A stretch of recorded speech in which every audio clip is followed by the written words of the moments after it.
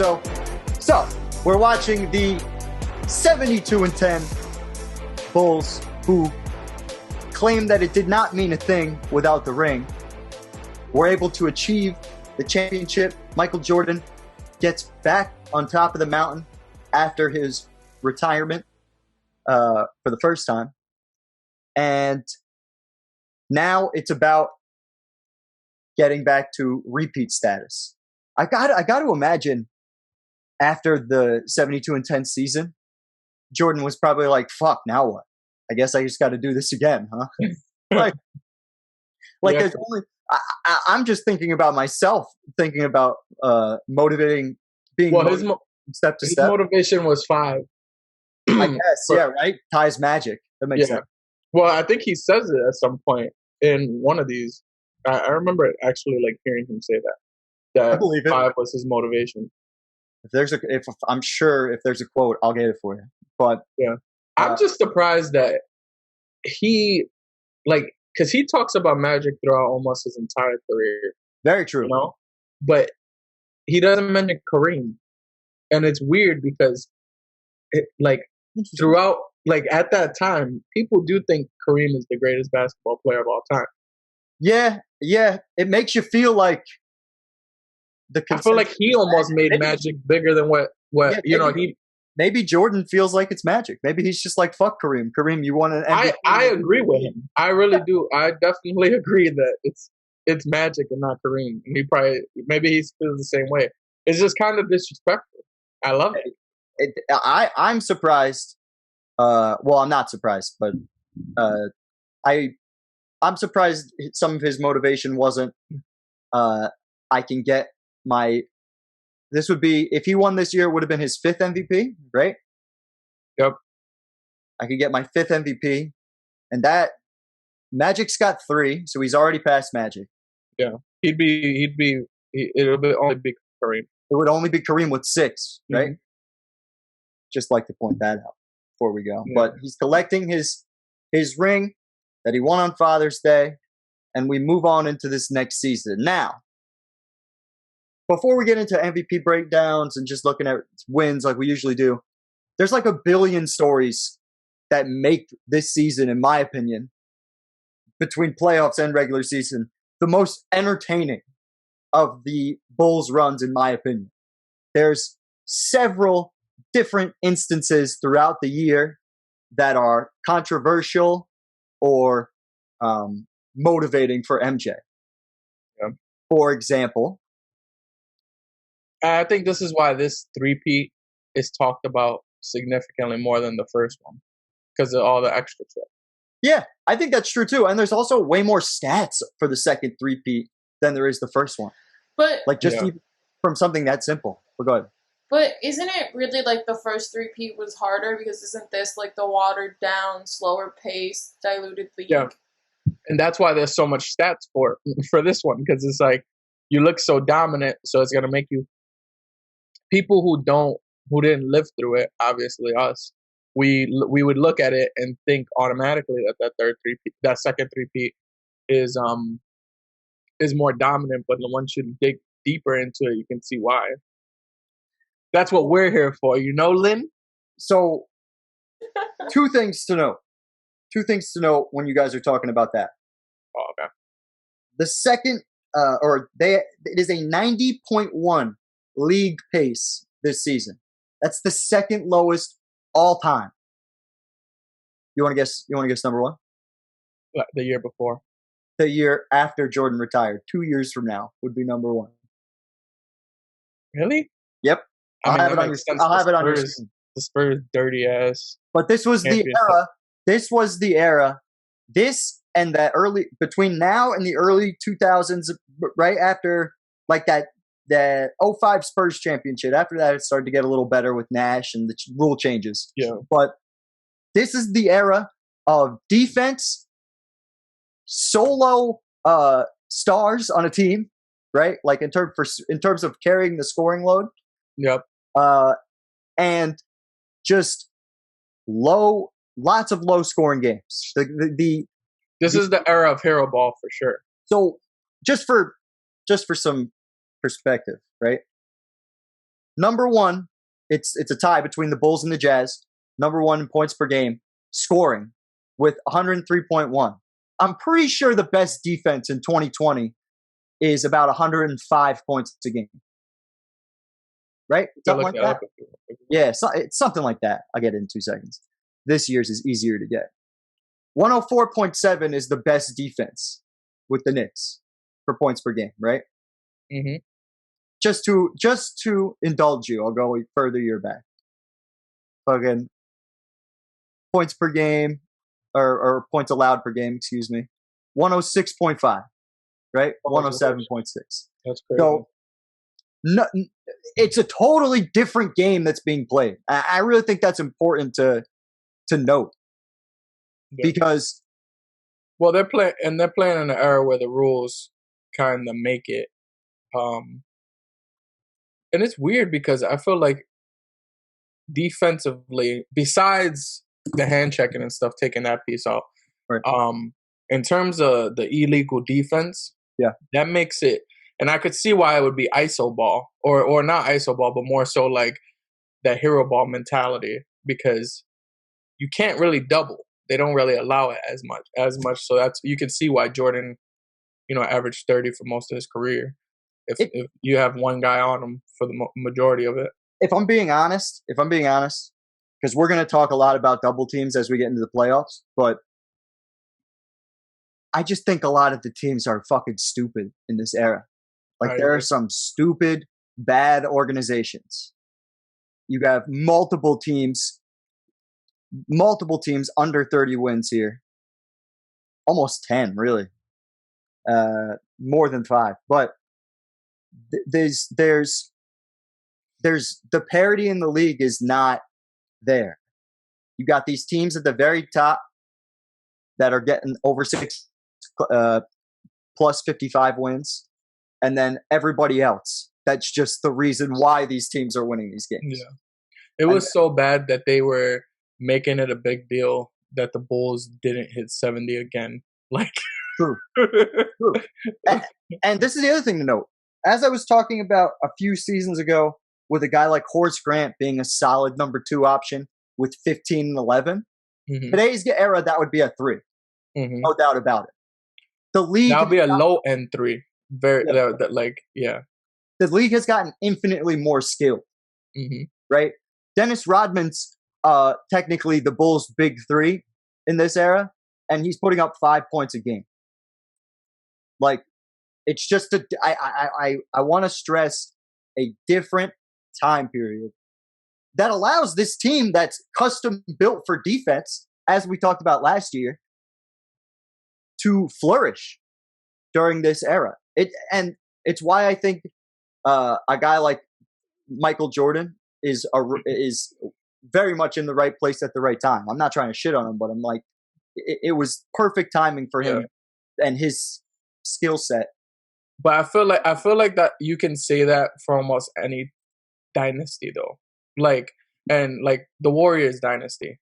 Yeah. You would say the same thing, like the Warriors flourished in a 3-point shooting league that, like sure, they created that 3-point shooting league, but that was not prevalent in any other era. Like, it kind of, the rules make it work out that way now to make, like, the Warriors probably wouldn't have been, if that same team was built in 1995, they might not be as great. You think that? See, I think the exact opposite. I think the biggest reason why, I think the rules is one aspect of it, but I think the biggest reason why the pace is down and everything's so slow is because the league is just not fucking as skilled as it's going to be going forward. I just don't think the Warriors would have been a dynasty in this era, only because of the physicality of it really matters towards a shooter. Like, Steph had ankle issues throughout a lot of his career until the very end. The last 5 or 6 years, he had ankle issues. Imagine a league where they could play you more physical and they could be more on top of you, hand check you, and when you're shooting, they don't care if you're if you're clearing the shooting lane, so then you won't fall on someone's ankle or something. Like, you feel different when you have that type of when you know you're gonna get hit. Like it's just different. Right. Either way, Phil Jackson, when I was doing research, he said that he did not expect the team to come out super strong. We tried to take some pressure off our team, so we started out very, very slow this year. Single practices in training camp, some days off, and we said, don't worry about getting off to a great start. And we got off to the best start we've ever had as a franchise.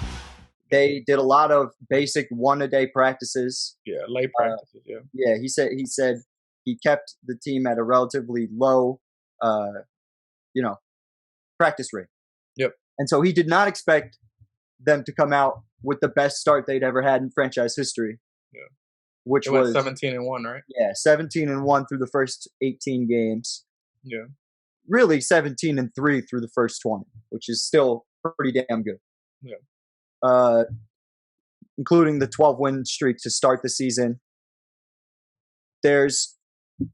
And this is when the team's all together still, right? Because that's something that you wanted to mention was kind of... Yeah, but in the middle of the year, there was a lot of either injuries or suspensions, and it kind of threw off some of the chemistry. After, I think, All-Star break, things started to not look as great. Yeah, that's also where Dikembe Mutombo is talking shit to Michael Jordan, saying, you never dunked on me, pussy. Mike, come on, man. Be for real, you haven't got me yet. Huh? Mike, don't even try it. You want me to go call Scotty? You have to call Scotty. Boy. What you gonna call Scotty for? I haven't got you recently. Yeah, I agree with that. No, you haven't got me in the 6 years. 1, 2, just go ahead and say it. He never dunked on you? No. Never? He said, I'll get you one day. No. He never dunked on you. He never put you on the highlight. No.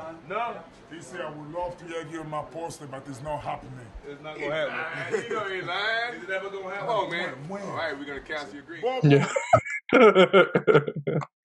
Never dunked on. All flashy and shit, right? Yeah. I give you the no, boy.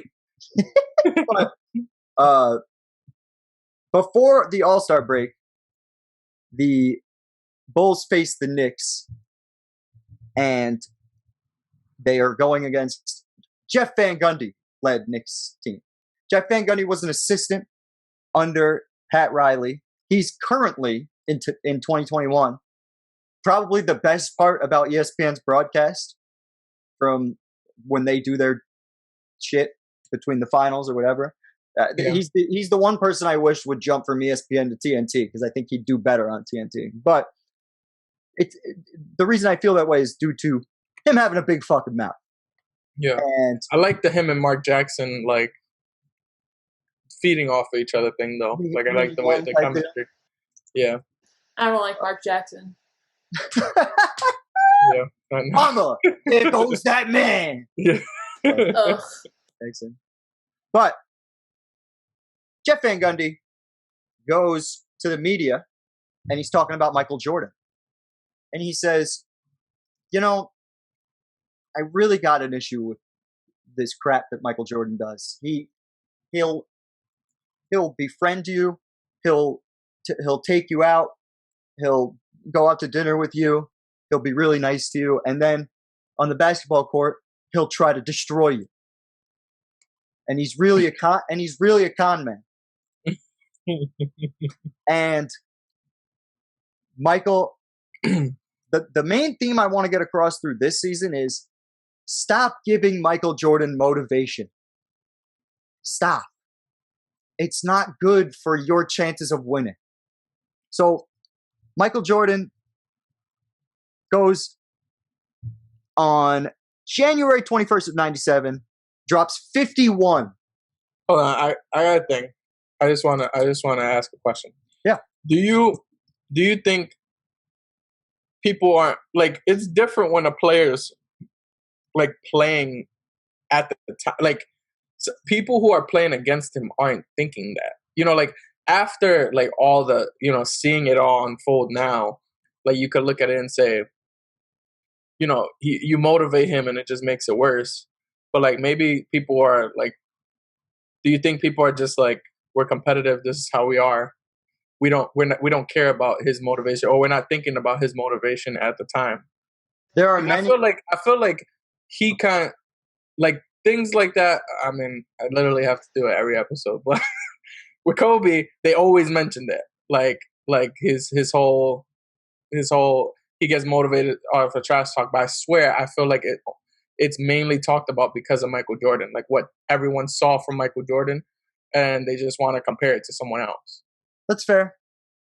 But I definitely think it's not a media narrative with Michael Jordan.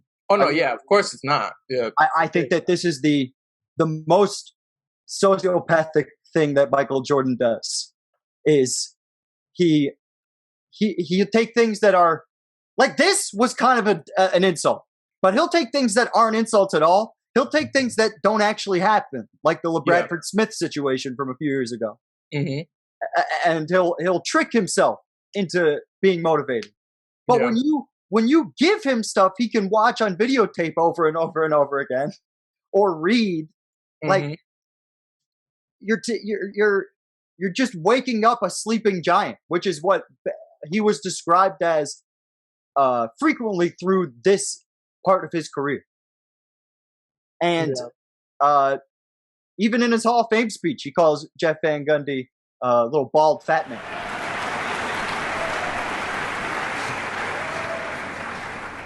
You even had my friend Charles Oakley saying we can't go to lunch, we can't go to dinner because Pat doesn't believe in fraternizing between the two of us. And this guy hit me harder than anybody else in the league, and he was my best friend. Patrick Ewing, we had the same age, we came out the same time, but we couldn't go to lunch. Why is this? You think I'm going to play against Patrick any different than I play against anybody else? No. And then you had your little guy who was on your staff who became the Knicks coach after you, Jeff Van Gundy. He said, I conned the players, I befriended them, and then I attack them on the basketball court. Where did that come from? I just so happen to be a friendly guy. I get along with everybody, but at the same time, when the light comes on, I'm as competitive as anybody you know. I don't know if I would call him a sleeping giant. I feel like he's an awake giant the whole time. It's just unless you say something, he's not focused on you. Like he's still an animal. This era in Bulls, and we talked about this last season too, it's notorious for the runs. Meaning Michael would come out and the Bulls team would come out pretty lethargic and sluggish. But then and this is why I love that they kept quarter by quarter stats starting this year, is we'll be able to see going forward. And actually, I want to look up this con man game, but Michael drops many of these barrages of points in the third quarter and fourth quarter of these games. Yeah. So to an extent, it's still accurate that you're quote unquote waking him up. Like the famous Kevin Garnett game where I think that might even be this season or the year before, where Kevin Garnett. What was it? When did KG get? It wasn't 98. It was 96. Yeah, no, it was the year before because I remember he was the first high school guy. Okay. Of this era. But he drafted in 95? Yeah, because he was from Farragut Academy and Chicago, and everyone was talking about Ken. He was like treated the same way Moses Malone was years prior with can the high school person really do it? Because it had been the first time it happened in a while. But once KG came in and played okay. Here's why I even bring this up. KG, in his rookie year, is talking, talking smack. They're doing really well. The Timberwolves are playing really well against MJ and the Bulls. And then KG's a little too loud. And you just see Michael on the back foot, in that classic Michael Jordan, hands on his hips pose. Mm-hmm. And the team, I think it was Isaiah Ryder, but I'm not positive. I could be wrong. I think you're right. Yeah. He said to KG, or he said to Michael, he goes, "Okay, he's just a rookie. He doesn't know. He doesn't know what he's doing." Yeah. And then MJ proceeded to beat the fuck out of them. Yeah. You know what? I take back my comments from before about the people not knowing because a lot of guys. Yeah, that's what I was trying to get. Yeah. They knew for sure in the time with MJ. You want to say it's a media thing with Kobe? I wouldn't even say that. I feel like Kobe, it's still. I feel like Kobe, but I feel like guys. But they do. They do it because of MJ. Yeah, I feel like they wanted to really keep on that comparison. And also, further to your point, I feel like that's held as a standard going forward. Yeah. Perfect example. Luka Doncic on one ankle in versus the Clippers in his first playoff run. Mm-hmm. I expected him to go off because of Michael Jordan, really. Yeah. Because when the adversity's stacked up, historically, thanks to this fucking guy, the pressure is now you gotta do some shit with it. And which is not fair, really. Like, no, it isn't. You're totally and right. That's the same thing with that's why so much people shitted on LeBron for so long. Yeah. Because they want, they just keep it to this standard where this guy was really one of the only guys to do it. But I mean, then Kobe, and then like now obviously players are copying Kobe or whatever. So it makes sense. Like not like that is being pushed forward. So Karl Malone is going to win. A lot of these motherfuckers. Oh, today? Huh? Today, you mean? Yeah. I think that's why I'm on my Lucas shit, because once he did that, like I was telling you as you looking this up, I could just you telling that, like I didn't believe in Luka. Like I'm not putting this on this kid because I'm not gonna expect it from him. Once he did it, I was like, oh, this is my guy. Yeah, he won me over. Shit like that wins me over. No, that makes sense, and you're not alone. Yeah, but it's because of this fucking guy, for sure. I feel comfortable with that. He set the standard. He set the precedence for this. Oh, of course, yeah. But this is a Sports Illustrated article written by the legend Jackie McMullen, absolute legend. Covered Larry Bird throughout his whole career. Wrote mad books for just covering the 80s and Larry and Magic. Mm-hmm. Got over during that period, and she's a well-renowned writer for Sports Illustrated at the time. March 17th, 1997. So we're after the All-Star break. I thought it was a guy at first. You don't know who Jackie McMullen is? I've heard of the name. I just never had a face to the name, and now you never watch fucking like Around the Horn on golly fucking anyways. You make me feel like a fucking nerd every day. Because I always feel like it's common knowledge to know these people. But I know who she is. I've definitely heard the name. Yeah. Like, but I've just never like looked to see what does this person look like? Like I always thought it was a guy. Old and weird curly hair now. But she's not the girl in the picture right there? No. That's a Sports Illustrated cover. I was about to say, because she a baddie. I was about to say, Jackie, bad as hell.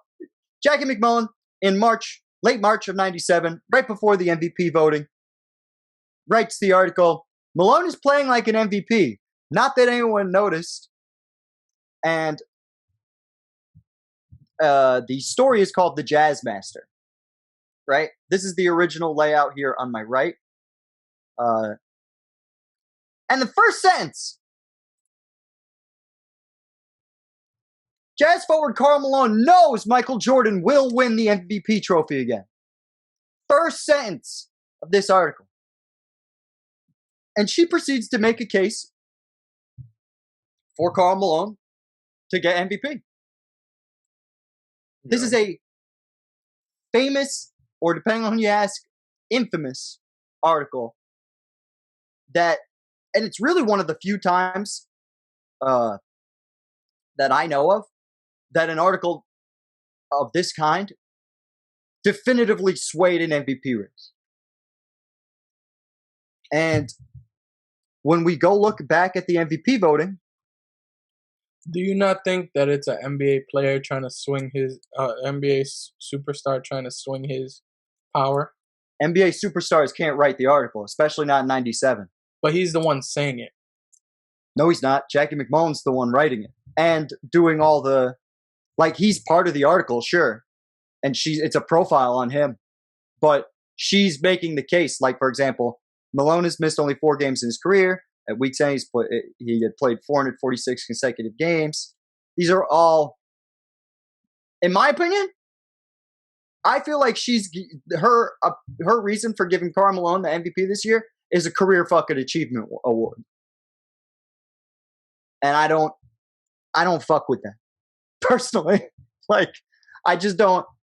I feel strongly that Michael Jordan was screwed out of this MVP. I agree. Screwed. I do. I agree that. I definitely do agree, but I feel like he's also getting. I feel like that's kind of superstars trying to use their power. Like, because at this time, stars are starting to realize that. Like, Shaq is doing it with the Magic. That's how they got. Yeah, but it's all behind closed doors. Like, no one's really, like, player empowerment isn't as much a thing as it is. Like, the rookie scale is really bad right now. The rookie pay scale is really bad right now. So those guys are getting traded left and right. Organizations, as I've talked about, are fucking stupid. And yeah, but you could still drive. Remember, I think Shaq is the exception, not the rule to that. Personally, well, Jordan too.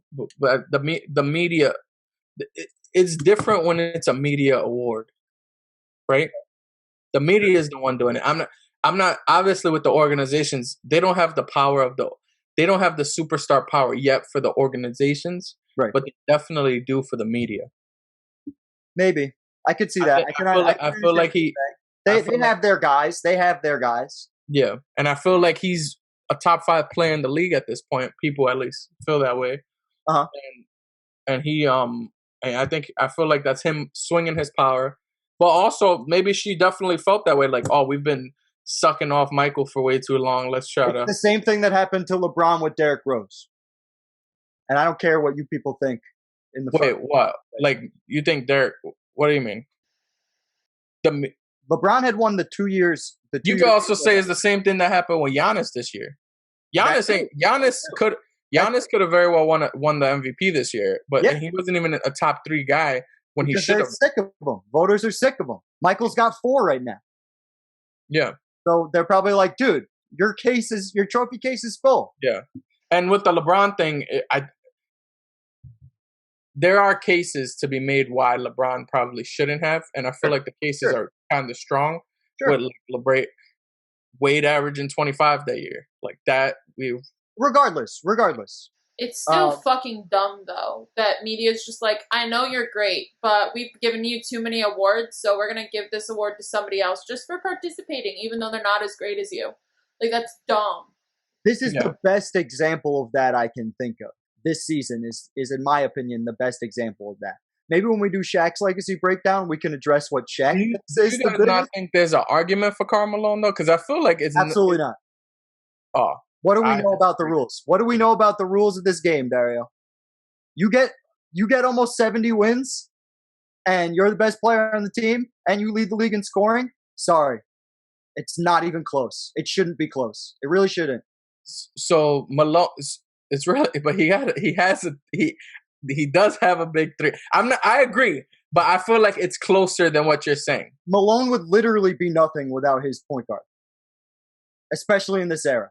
Jordan, you can argue Jordan would literally not be this guy because without Scottie.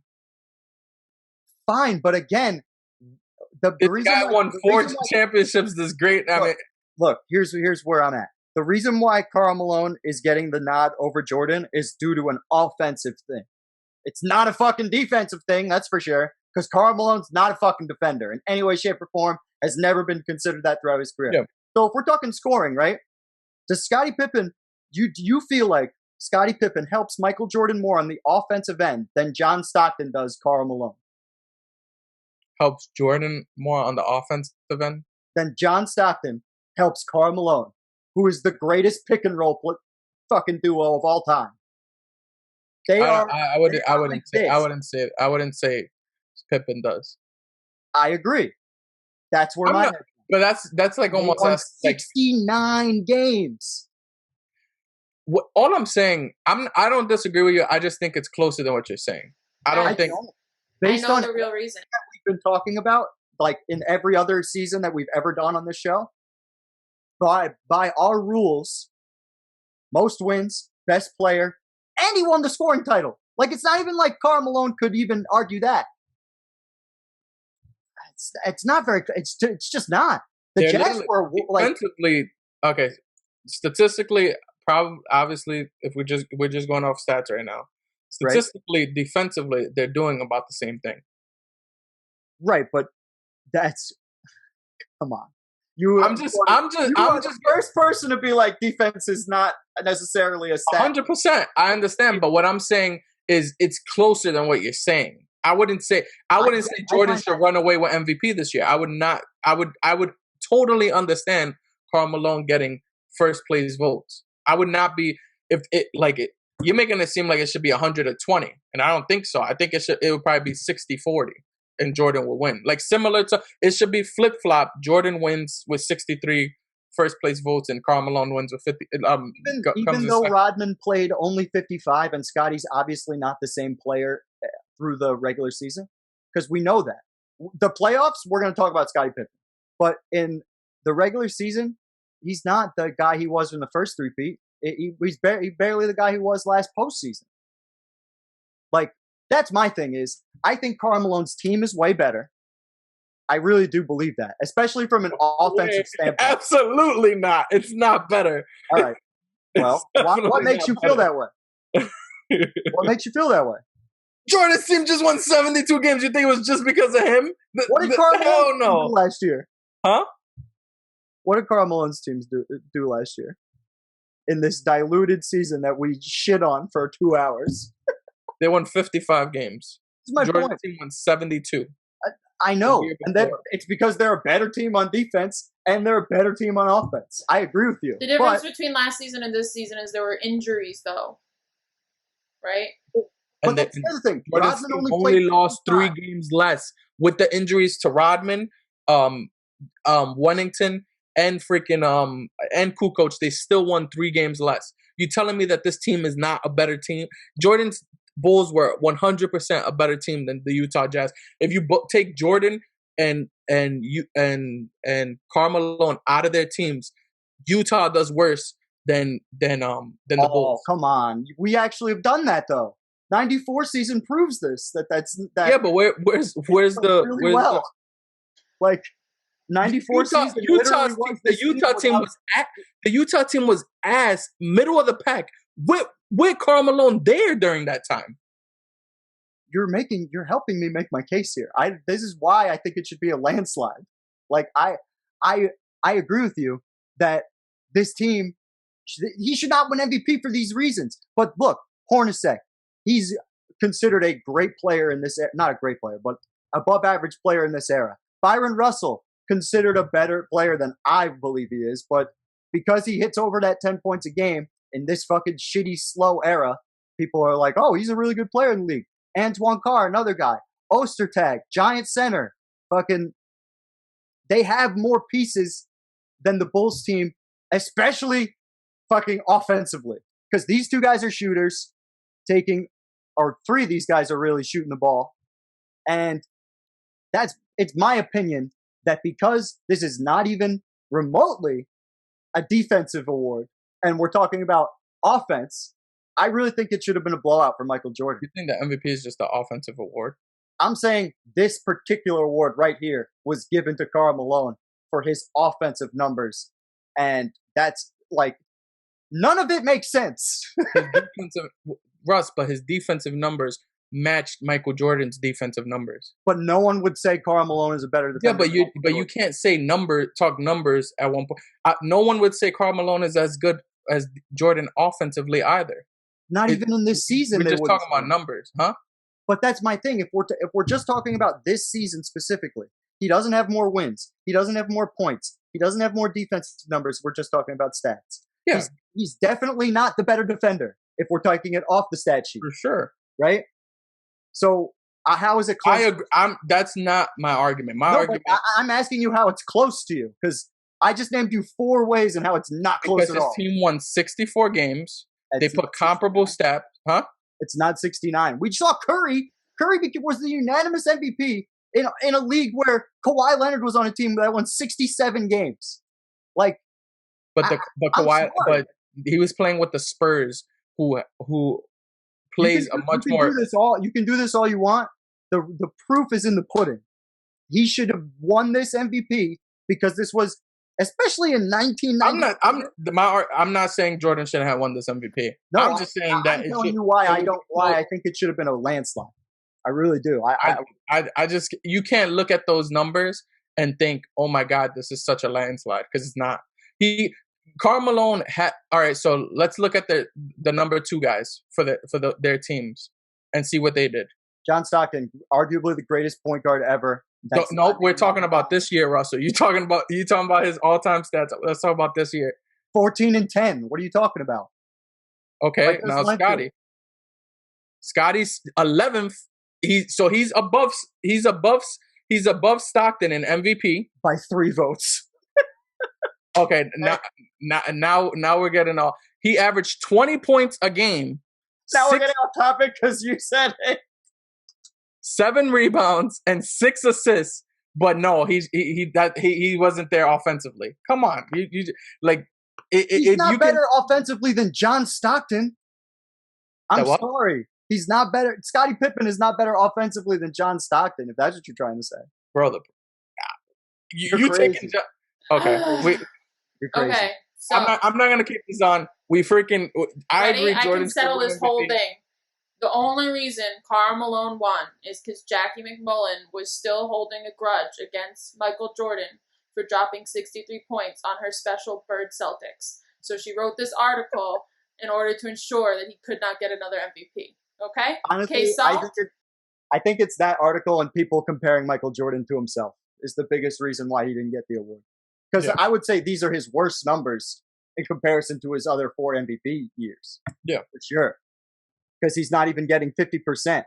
Yeah, but that's not just the Jordan thing. They did that to Magic. They do it to LeBron. I'm not disagreeing. But we talked about it being a screw job then as well. Yeah. So at least we keep it the same. It's all these MVPs are very up to debate. You know what? The one thing that was very interesting to me, sort of off topic, but not really. Grant Hill, third. No one talks about Grant Hill being like, it takes guys like in the era to go, Grant Hill was going to be the next guy. But when you look at it like this, he's only 24. That's fucking nuts. You know what I mean? Yeah. Just a side note. Nah. Anything else in the regular season we want to touch on? Silence. Hold on, wait. I just want to make sure I got my notes. You're good. The 11-game suspension. Did we talk about it? No. Oh yeah. So I got that up right here. Anyway, so Rodman's going to be suspended 11 games during the regular season for some fuckery. Rodman is just a mess this year. Like it seemed like he was all. Oh my god! You can't kick a camera guy on the crowd like that. I would have sued his ass if I was that kid. I would have acted like my leg broke. You crazy? I would have acted like, yeah, do what you're doing, boy. Yeah, hold on to it. Be like, oh my God, I can't believe it. I need my $1 million. Let's go. So I would have been doing the same thing. Like, yeah, my man just laid down and flailed. Maybe he says something to Rodman, but I don't care, man. It's not even like they're wearing cleats. Look at him. He's falling backwards. That's just not called for. Yeah, it's unnecessary for sure. But you could tell that guy was thinking the same thing I thought. Like, yo, this is a check. I'm firing. Look at him. He's on the mouthpiece going, I'm about to get this money. Yeah. No lie, all jokes aside, if I was him, I would have just started thinking about like my retirement and everything. Just like, good, it's over. But between this and he comes back after the suspension. It's also the first time. It also is the first time David Stern is fining somebody. It's one of the first time that the NFL, the NBAPA, and the commissioner agreed that they could start dishing out fines, and so Rodman got a $25,000 fine for that. And he got the suspension. And the crazy part, a lot of people right now looking at this from this era would look at that and be like, of course he was going to get suspended. But in this same era of basketball in the 90s, there was, I can't remember which was it Maxwell, Maxwell, went from the bench over to a fan, punched this shit, and just and came back and kept playing. So this is that same kind of era. So it's not like that. And Future Russell, you got that with the I got that. It's been a fucking but Rodman's gonna come back from this and then he's gonna get hurt to the point where he's not gonna be able to start the first round. He's definitely the equivalent of like Gronkowski. Like, you know how people Gronkowski is a legend. I mean, he does no. I'm talking about in terms of how people don't like it. Like Bills fans up here, they hate Gronk because really? Shit. He's from Buffalo. That's crazy. Huh? He's from Buffalo. Yeah, but he like elbowed one of the. You didn't see that one? Oh, I remember. I know exactly what you're shit like that. Like made them hate him. Yeah. So like it's the same thing for Rodman. I'm sure people at that time were just like, I hate this guy. Like I hope he burns. Gronk's mean and not just like an adorable goofball. Oh no, he is an adorable goofball partier, but he's also every time he goes to Buffalo, he absolutely craps on the whole city on the football field. And he goes out of his way to destroy Buffalo. I'll get Gronk's numbers against Buffalo on your screen right now. Okay. Like, Jordan Legacy breakdown. Why the hell are we seeing? Yeah. Why the fuck are we talking about Gronk right now? But Gronk's an asshole though. Not doing Don't this say right. them about him. He's so adorable. Gronk, if you ever see this, I hope like when we're like bigger and you can see this, you're an asshole. I just think Brady and Gronky was a bad move. But we're going into the postseason, and the Bulls are beat the fuck up. Correct? Yes, I think they lost the last game, right? That could have gotten them the 70 wins. Yeah. And everybody was making it seem like it was such a big deal. Like, oh, are they going to actually win the championship or whatever? Just because they didn't get to 70, which is freaking weird. This is also historically the best back-to-back seasons ever. Like, it's not. It is by wins total, 100%. It's by a landslide for sure. But see, now you forced me to do this. Do you really think it's the best 2 years? No. We've I don't know how many times we got. I'm not gonna run around in circles with it. No, you just made me ask you that though because of the way you said that. But I'm just saying like that's why this gets talked about so much. This Bulls era, literally when I was first ever like put on to Michael Jordan, right? They always talked about this, and it always made it seem like okay, this was the greatest thing. And when we first remember when we were talking to each other last year during the quarantine and stuff, we would talk, you know, every day after like we're playing 2K and stuff, and I'd talk about the Bulls this era, this time, and I would think that was the best. Yeah. And you explained to me the whole thing, and then when I looked into it more, I was like, you're right. Yeah, it's just crazy because like it all goes back to what you were saying about dynasties and how they are always at the right place at the right time when they occur. Yeah, and like there's always those stories too, like of how it kind of works itself out. Like little things have to happen to make the dynasty a dynasty. Yeah, true. So, you're right. But also, if you're interested, I have the combined record from 95-96 and 96-97, the regular season and postseason. You want to hear it? Yeah. What's the grand total? 171-30. In 2 seasons and 2 postseasons combined. 171-30. That is some delusion. That's crazy. I don't think that's what makes the 73 win Warriors thing as very interesting as we go forward. I wonder if we're going to look at that period of time as a relative delusion in comparison to what we're about to enter. How? Just because the Cavs and the Warriors were the only teams ever making the finals, and you know what we always say about the East. The Rockets were such a. But the Rockets was it. And the Spurs were another team at that time. Like they kind of avoided them, but you get what I'm saying. Like it was all. It's the same thing when you look at the win totals and stuff. Yeah. All these guys up here, and then all these shitty like the Nets, that shitty Nets teams in that period of time, like. It was a transition period for sure. Especially in hindsight, we didn't think that in the moment. Yeah, and I'm sure they didn't think it in the moment here either. Yeah, because you had guys who were retiring, guys who were like, but there was so much talent though compared. But I guess when you compare the two, it's similar because there was so much talent anyways. So when you lost some of that, it's kind of becomes the delusion. And you might look at it and be like, well, there's way more talent than there was in 96, but you can't compare it. Like, it's two completely different eras. So not only that, but all the great talent is going towards 2 teams, 3 teams. Yeah. That's it. They're all being pooled together on these small. It's not the way it's interesting to think about as we move farther away from that. But they're going to lose to Heat and the Knicks, 2 teams that I'm pretty sure they made the playoffs, right? I don't think the Knicks did. Oh, good. I'm glad. They might have, but I could be wrong. But I know that Miami for sure was. No, they're in. They have 57 wins. I was Ewing's still there. They're okay. Yeah. 90s was a good time for them. But God, I would have been happier otherwise. But looking into the playoffs, Bulls come in hobbled. Rodman, as we said, he's coming off the bench to start this first series against the Washington Bullets. I was thinking about this earlier today.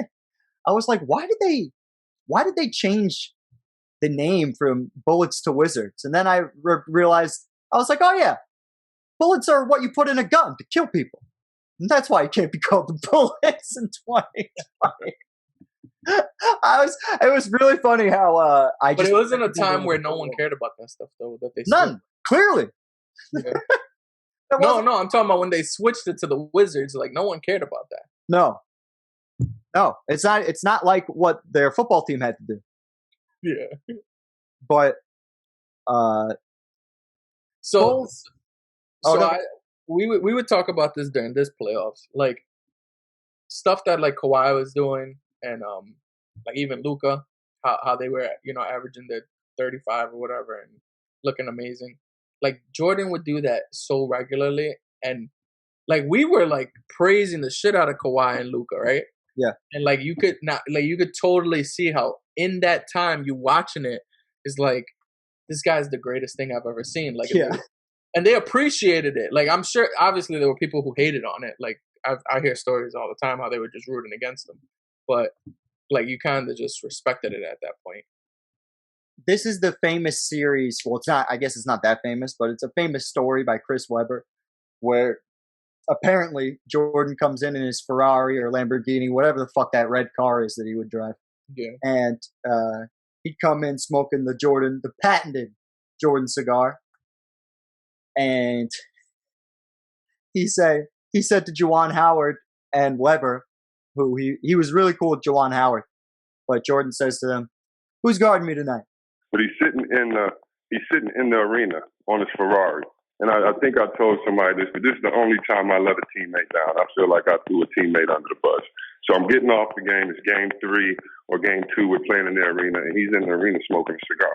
He's smoking a freaking cigar before the game as if it's over. So Juwan and I get off the bus, and he's like, "Yo, who's checking me today?" And this is when you're supposed to say, "Man, shut up, man. We about to beat y'all." But Calvin Chaney walks off the bus after us, and we all look back like, this will be your victim this evening. And he went on to score 54 there in Chicago. So I just remember how cutthroat he was and how competitive he was. And they pointed at this guy, I think his name's Chaney. Yeah, Cal Chaney. Yeah. And Jordan apparently just goes, "Oh," and walks out the door. Yo, like to think about like in the playoffs though, like that's not. It's just funny. Like it's funny, fucking like just savage. How different it is. Like fucking savage. Yeah. He dropped 55 points in game 2 in this series. I got to see if there was any motivation juice for that. Hold on. Make sure I wrote it down. I tried to write down all motivation juice. Oh, this is the one other thing. In first rounds, entering this playoffs, Michael Jordan and the Bulls since 1991 were 18 and 1 loss. 18 wins, 1 loss. I thought that was interesting. You guys are wondering, they go 21 and 1. In case you weren't sure. And the beautiful part about all of those, like when you look at it, the games aren't just blowouts. No. Like, and that I know I mentioned it in previous like playoff series and stuff. Like, that literally is what makes the legend of this dude. Like, having to play so many freaking close games and just always like winning. But there's a reason why this game in particular was close, because Jordan didn't shoot well, 29 on 25 shots in game 1, right? Mm-hmm. Pippen, 16 on 16 shots, a classic shitty game from Pippen. And then Dennis Rodman's coming off the bench. That's your fucking scoring. Kerr got hot, hit 3 threes, got you 13 points off the bench, but that's fucking it for your scoring. Going back to my original point that I've had throughout all of these fucking seasons, if Jordan does not exist, this team has a hard time getting like 70 points. It's crazy. It's crazy. They locked up on defense. They became a defensive team. And then on the offensive side of the ball, they used that triangle offense, but they just rode Jordan. He could not miss a game. He could not play. Because if he didn't play, literally they had no chance. It didn't matter how well they played on defense. They're not holding another team to 60 points 4 times. You know what I mean? I think they play their offense differently. But I agree that they wouldn't be able to win consistently. I think they could win a game. Like not in the playoffs. Huh? Not in the playoffs. You don't think they could win a game in the playoffs? I don't think they. So like if it was the NBA Finals, Kareem kind of injury, Jordan can't play Game 6. NBA Finals, you think they automatically lose? Yeah, they're losing Game 6. And another example, if they did, like if you know, like when Giannis got injured at the end of the Eastern Conference Finals, if Jordan got injured and they were up 3-2, I would be real concerned. Everyone. Yeah, that's just natural. But what I think would happen is everybody would just step up. Hopefully. That first game is is always the scariest game for the opponent. That because look at it, almost always when that happens, that team loses. The team that has a situation like that where the main player gets injured in the middle of the series. Because what really happens is they're so used to having to guard this team one way. Like we've played 5 games with you. We know all of your sets. We know everything. We know you by now. It's like having a dance. And then what's happening is your main player is not here. So now now you, instead of taking the 2 steps in the dance, you're taking like 3 over another way. And, you know, like you're going to have Steve Kerr probably in the offense more, shooting way more threes. Like, okay.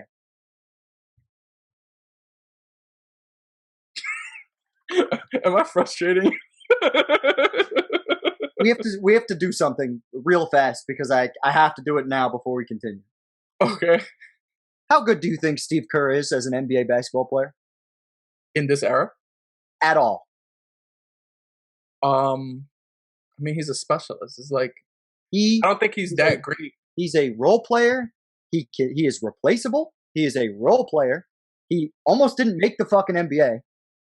He's a brilliant. He's one of the best basketball minds of the 20th century. You could argue that, but let's not get it twisted. And this is what the real reason why I feel worried without Jordan. Even if Scotty gets to 30, right? Let's say Scotty steps up, he gets his 30. We've seen Scotty do that, right? Who's getting 20 on this team? Like, maybe? Well, he did. That's what happened. Kukoc became the second guy.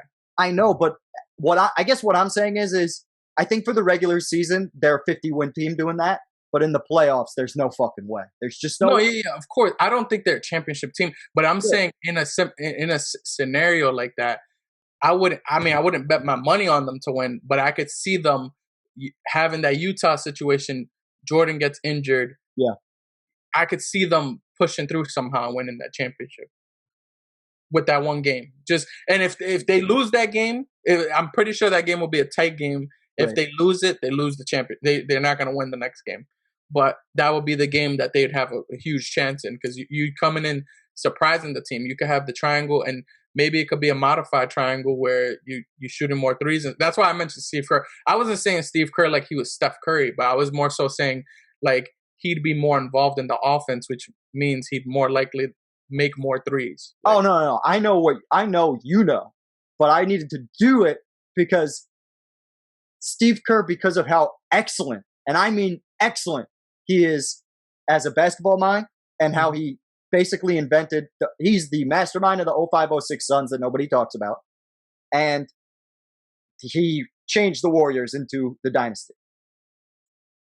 And so I respect him for that. But because of that, people look at his playing career and they say, wow, he's got 5 chips. He's like, I don't even think he's as good as Robert Ory. Like, he barely made the NBA.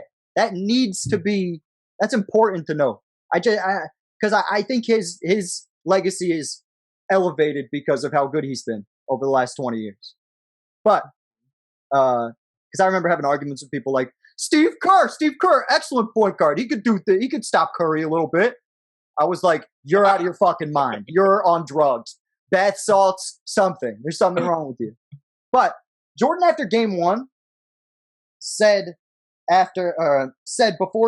Jordan before game 2 said he was really proud of his performance in game 1, even though he didn't shoot the ball well. And the reason why I pulled this quote out is because I thought of you immediately. He said, I'm proud of my defense and rebounding. I found that to win a championship, defense is the most important thing. Thoughts? He's right. Fucking. I mean, in all reality, you look at the last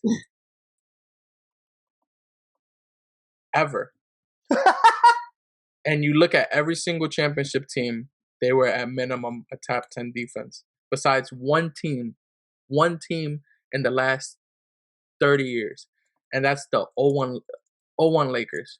And that's because you had Shaquille O'Neal and Kobe Bryant. Huh? That's because they were very angry all the time at each other. Exactly. Yeah. Like, but in the playoffs, and they were at top 11. It was not even like. So it 100% matters. Defense is always going to matter, no matter what era we're in, because you can't win a championship with just letting someone shoot and cut. That's why I was so, and not to get super off topic, but the Brooklyn Nets didn't believe in them because of that. Right. No. This is not getting off topic. It's just a completely fair point. Next game, speaking of a guy taking a bunch of shots, Jordan's going to put up 55, as I said. But here's the interesting part. The interesting part about this 55. Michael Jordan is known as, I've mentioned a billion times, the master of the double clutch, one of the most exciting players around the basket. Still one of the most exciting players around the basket this day, to this part of his career. But he becomes a mid-range marksman. I heard Bill Simmons say, this is the part of MJ's career that Kobe patterned his game the most after. Yeah, I think that's a fair statement. Yeah, I said the same thing. You did say the same. One of the only times me and Bill Simmons really agree, especially on Kobe. Yeah, facts, because that nigga be hating. He hates Kobe for hate. Oh my! That's why that's literally like why I can't like accept him go all the way. Go all the way with Billy. Not talk about my guy like this. Like you lucky I ain't next to you. I'll be slapping the shit. All right, we're not. But keep no violence. MJ 55, and the shot chart will be on your screen. Almost all of it is around the middle. That 15 to 18 foot jump shot. In 2021, the most inefficient shot in all of basketball. But yeah, I guess. I hate that. That's true. I mean, you don't agree. Like, you don't agree. You don't agree. I don't know if I agree. But the analytics community would definitely say that Ibaka jump shot or the Kobe range, the MJ range, that little 15 to 18. But I don't agree. I think because I'm like, I don't want to go on a rant right now. The same thing that you can do. No, because it's the truth. The same thing that you can do with the defensive numbers. You can do the same thing with a guy. You need a guy to win a championship that hits those baskets. Mm-hmm. You need to. Like the guys who have not been able to do that have really not been able to win championships. Yeah. Unless your name's Steph. You could go literally. We could just talk in the biggest era of this analytic bullshit. You go through these last 10 years, and you have a guy in every single one of those championship teams. Facts. 100% agree. But as you said, they're gonna 3-0 him. Yeah. Easy 3-0. Laughable battle. Yeah. It's not. And Jordan's gonna average a calm 37. Yeah. Just absurd. It's so beautiful. I mean, like, for the people who do like make fun of the fact that Jordan lost in the first round, like in the beginning of his career, like when he really did get to that point, yeah, like it was pure destruction. So this is something that I've heard recently.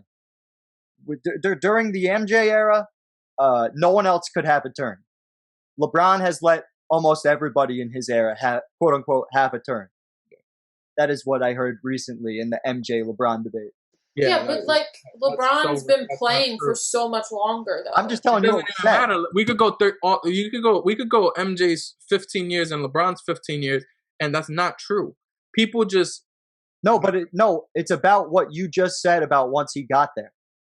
Yeah, like, but that's what it's about. But you can't. But this is what frustrates me, and that's why if someone was watching the first 4 seasons of MJ's career and me doing the shade and everything, like, you might think that I'm a MJ hater, but then you watch this and you're like, oh, he actually really likes MJ, because I do. But it's just, I don't like how people try to manipulate the MJ was great during this run, like it was amazing, but you can't act like what his failures weren't failures when you mention all of the other greats' failures.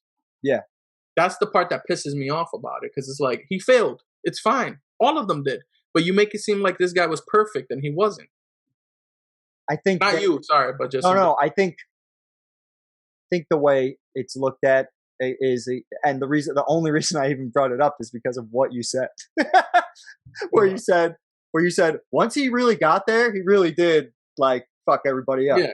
And that's why, especially in the first round. But that's why I said what I said, because that's the way it's looked at by a lot of people. That's the general consensus. But Hawks Bulls, more exciting than you might think.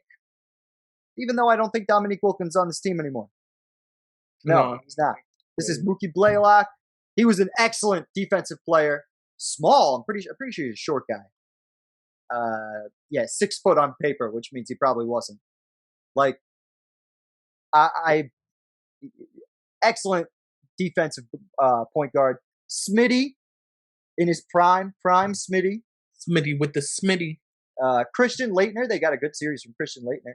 And a prime Dikembe Mutombo, who, as I spoke about during our regular season, at the All-Star break, Mutombo, it's like, I don't like how it's not picking me up. Fuck all that. But Mutombo says to Jordan in the locker room of the All-Star game, "You never dunked on me. You never did.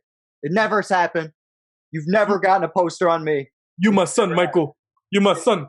And you never dunked on me, man." And you see Ewing. You see Ewing in the background going, "He never dunked on you. He never put you in the highlight." His weird Jamaican accent. And so on our episode of Why Are We Motivating Michael Jordan, he gets to game. What game was it? I think it was the closeout. It might have been, yeah. I think it was game 5, because they really put an ass whooping on him. He gets that back cut. He gets that sweet bounce pass. Yeah. And he gets, in my opinion, his shittiest poster of his whole career. Yeah. By a mile. The worst poster dunk that gets replayed of Michael Jordan's ever. Yeah, and it was literally so overrated.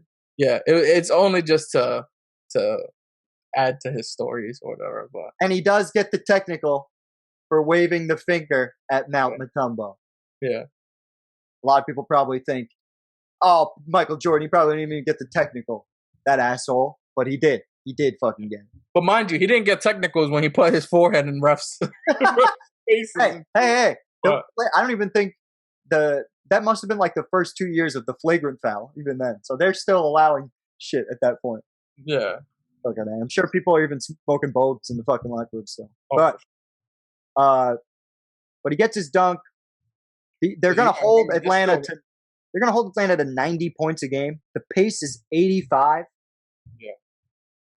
Fucking. You gotta remember, at this point, they still have like smoking restaurants and all this other shit. So. Oh. We don't even know cigarettes are bad for you at this point. I don't know about that, but no, you don't get the commercials don't come out until like 07. No, come on. Swear to, yo, look it up. Future Russell, please put like the year in the commercial, please. Lindsay, you're the queen of this particular. I swear. No, because I was like in middle school when I saw it happening, and I was a baby. But I feel like the late 90s, people definitely knew that cigarettes were bad for them. Because at that point, people have been smoking cigarettes forever. I was born in 93, and my mother stopped smoking when she had a baby. So put it that way. They knew. Yeah, like women used to smoke while pregnant because they didn't think there was anything wrong with it. But in the 90s, we knew to stop smoking. Let's not get too off topic here. One thing I wanted to know. Michael Jordan led the team in rebounds by a country mile. You might think, well, that's weird. Where's Rodman?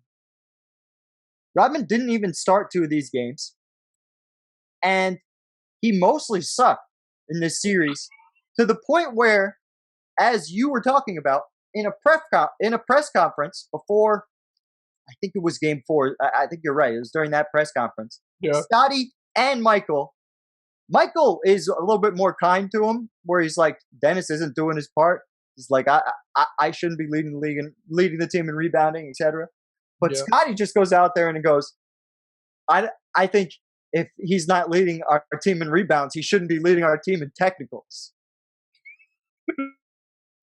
Crap on like Scotty is the Yo, that's one thing that's not talked about enough about Scotty's career. I don't know if we ever are going to do a Scotty legacy breakdown.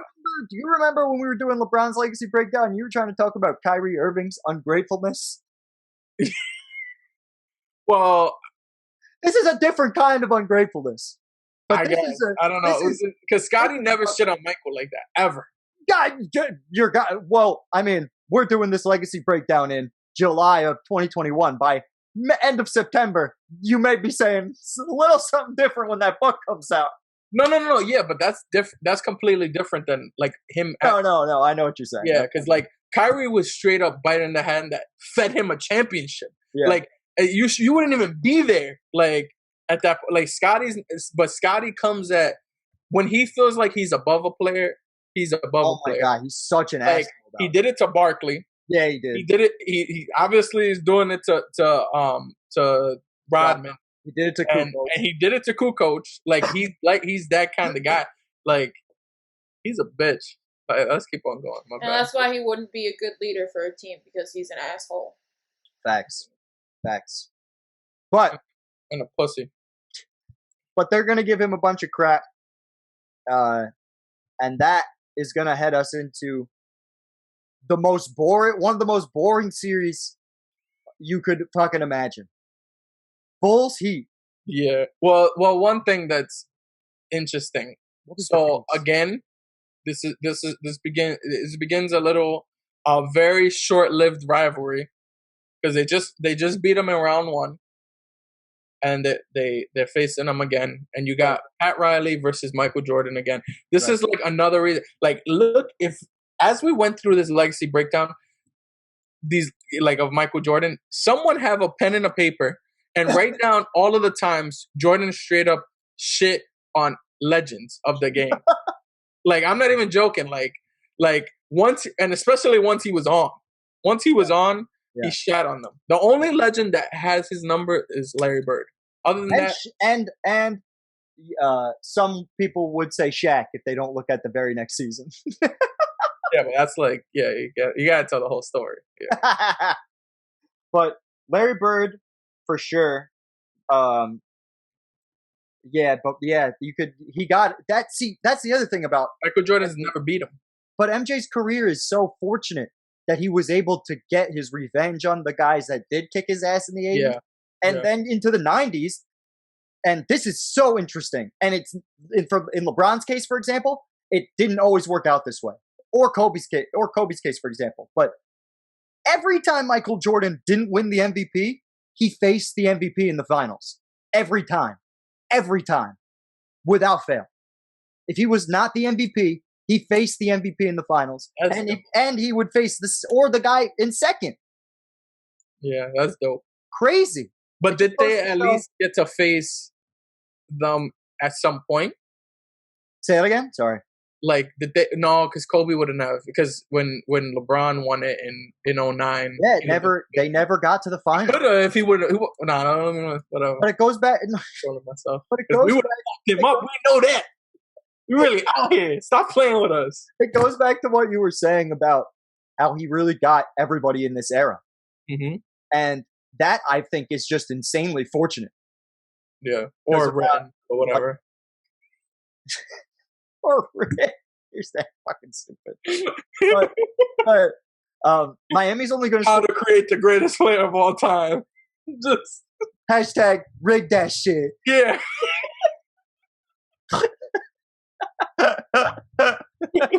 But Miami, listen, you can't rig this. Miami scores 78.6 points per game for 5 games. But why did the Bulls average 87? Like, what happened? Because literally it's Jordan putting up 30 and then everyone else doing what they usually do. This is why I think that if Jordan didn't there's no way they're winning this fucking series. Absolutely none. Yeah. 0% chance. 0. Yes. No, yeah. How is he going to score 30 points a game shooting 39% from the field? What a hideous... Oh, my God. Ugly ass series. These are tucked in the Jordan archives where no one wants to talk about it. And even here, there are good stories. But say what you were going to say. I just think it's different. Like when I think they're just a middle of the pack team, the Bulls. I don't think they're a non. Yeah. You don't think that you wouldn't say, especially at this time, that they were not a playoff team, right? I don't think. I think they would. I think Utah might totally not even be a playoff team. Like really? They have a chance to not be a playoff team without Malone.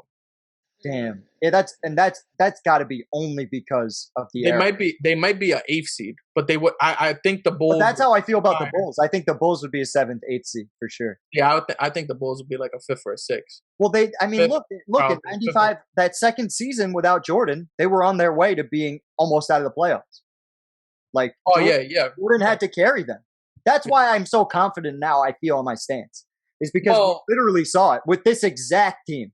Not the team from the early 90s. It was this team with Steve Kerr and Kukoc and all these guys. It was this whole team. But now with Rodman. That's the only difference. You're right. That's the only difference. He's arguably. But he sucks right now. And he's right now. Right now. Yeah. I think the main thing with that though is the intangible part that we're not mentioning. Like, remember Scotty being a horrible leader, doing what that would be even worse. Yeah. If you take off that piece and just have him like as a normal human. Yeah, normal human. 94 Scotty instead for that playoff situation. I think he'd be better. But yeah. Fucking A. Goddamn, he should have just won in the fucking game. Yeah. Just watch Kukoc. Just pass it to Kukoc and get your assist, you prick. Like. I really think that's a huge butterfly effect moment, is him not going in that game. Oh, it was 100%. We talked about that. And we talked about that in the 94 season breakdown, if y'all want to check that. And there's 2 clips on it, because I put them out yesterday. Because we gangsta out here. Stop playing. We really talk about these motherfuckers. But they go through the first 2 games. The second game, Miami loses 68-75. The Bulls win, scoring 75 points. In the whole game. This is the score at halftime in 2021. A lot. Yeah. Not just every once in a while. Frequently. But bro, you tell the truth. What you think that was fun watching that? No! Boring as fuck! Like that is awful. 100% people who talk about this era and stuff and it's all nostalgia. Because like Jordan is carrying the ratings. Yeah. Like watching it, is so boring. I watched a lot of these games, and it was boring as fuck to watch. It was literally only fun when Michael Jordan got the ball in his hand. Exactly. But in the first two games, one thing I did want to note, because it's important going into game 3, Jordan has, I think, double-digit free throws in both games. Yeah, 10 free throws here and then 16 free throws in game 2. So Riley fucking comes out, because Riley's got some cachet. This guy's a fucking huge champion from the 80s. Facto. Brought the Knicks back to prominence. And he's got swag, so he can go talk to the media. And he says, basically, this is a rough quote. I'll try to have the quote on your screen, but the rough quote is, I have a very frustrated basketball team today because they felt that last night there were privileges that were given to Michael and on certain calls and how they should be called in the game, and he doesn't need it. He doesn't need them. He's so good anyhow. He doesn't need them. Will this have any effect, what you said to the media and what you're saying to me now, on the officials? I don't know. I don't think so. Basically is the quote. Again, why are we motivating Michael Jordan? Why are we giving him fucking things to read in the newspaper? Why are we doing this? This is lunacy. But that's an actual coaching tactic though. A stupid one when you're doing it to Jordan. No, but Phil Jackson did that. I mean, it helped. They won the next game, but Phil Jackson and Riley have had bickering beef. Yeah, but Phil Jackson has done that in many games in his past too, where he says something out about the media, or about the refs or something, and specifically to Riley's teams. Yeah. And Riley was asked during that interview, "Do you think this will actually change the calls going into the next game?" And he goes, "No." But so going into game 4. Yeah. Oh wait, hold on. I'm still on game 3. 2 seconds. Oh, okay. I thought we were done with it. No, hold on, because this is my favorite part. So Jordan only puts up 5 free throws, so he doesn't get nearly the same thing. Doesn't matter. Still puts up 34. Scottie Pippen has a better game than he has had, and they still blow him the fuck out. Do they have advanced stats to show how many jump shots he was shooting, Jordan? I got a shot chart. I love this. This is great. Is there a way to just show him? Because that matters a lot. So he only had 1 shot in the paint. True. So that also. That's 2 shots in the paint. Uno. Oh yeah, sorry, I didn't see that one green one. I didn't see the one. Oh, they even got it when it happened too. One in the first, one in the third. Yeah. So he only had 2 shots in the paint for the entire game. And he shot how many shots? 35 or 20? I'll tell you in 2 seconds. Go backwards. Yeah, shooting 25 shots and only taking 2 in the paint. It's not really. I don't know if I'd say it's a Riley thing. I feel like it's, you're not trying. You're not attacking the paint, so you're not going to get the call. Refs. If refs are calling fouls on jump shots, they are. And that's the one thing I noticed throughout this playoff run is Jordan's particular jump shot, and they're calling shit like Smitty in the last series. He got a foul call where basically Jordan's in the air and Smitty just touches his hip, and he gets the and one. Yeah, and Magic used to make fun of that all the time. Oh, you can't. You remember that Dream Team picture? Yeah, you can't touch Jordan. They might call a foul. Kobe used to get those. Iverson used to get those going into this era. A lot of these guys. Talk about my guy. Don't. He does not have to be mentioned here. You don't gotta randomly. When you talk about Kobe, it's always bad. I never hear you. No, it isn't. Fuck you. All right. 10 hours of good Kobe content. Nah, that's because you had to. Celtic fan. Hey, we're gonna do Shaq next. There'll be more kind things to say then. Oh, sure. You're gonna be talking about Shaq owned the whole thing. Kobe didn't. Yeah. Talk about Game 4. You fuck. You were already. Oh, my bad. Going into Game 4, Alonzo Mourning. Tough guy over here. He's in the media saying, "We're gonna win. the next game. In so many rap songs, and he guaranteed bars it. about Alonzo. And I was like, at first I was like, yo, this shit is super dope. And then I look at it and I'm like, you down 3-0. I mean, I hope you win one game. Like, also the reason why he said that is, in Game 3, the Miami Heat only made 21 baskets as a team for the whole game. Yeah. So, and the reason why I bring that up is that's literally the lowest, tied for the lowest ever in a playoff game. At that point. So only have 4 attempts. I'm sure you had 12 free throws, but to shoot 4 attempts as the main superstar. And the only make he had was at the very end of the game when nothing mattered. Like, that is horrible. Look, I'll show you. So if this doesn't tell you guys, like, if you guys think, oh, these guys are just Jordan haters talking about this is diluted and stuff, this team is in the Eastern Conference Finals. Yeah. If this doesn't tell you something, then I don't know what the hell it does. They beat the shit out of them. Facts. They didn't even try. Damn, I can't even find the shit down their leg. See, like the Warriors. All right, and this is why I feel like the Warriors are 73-9. Like, Warriors had competition.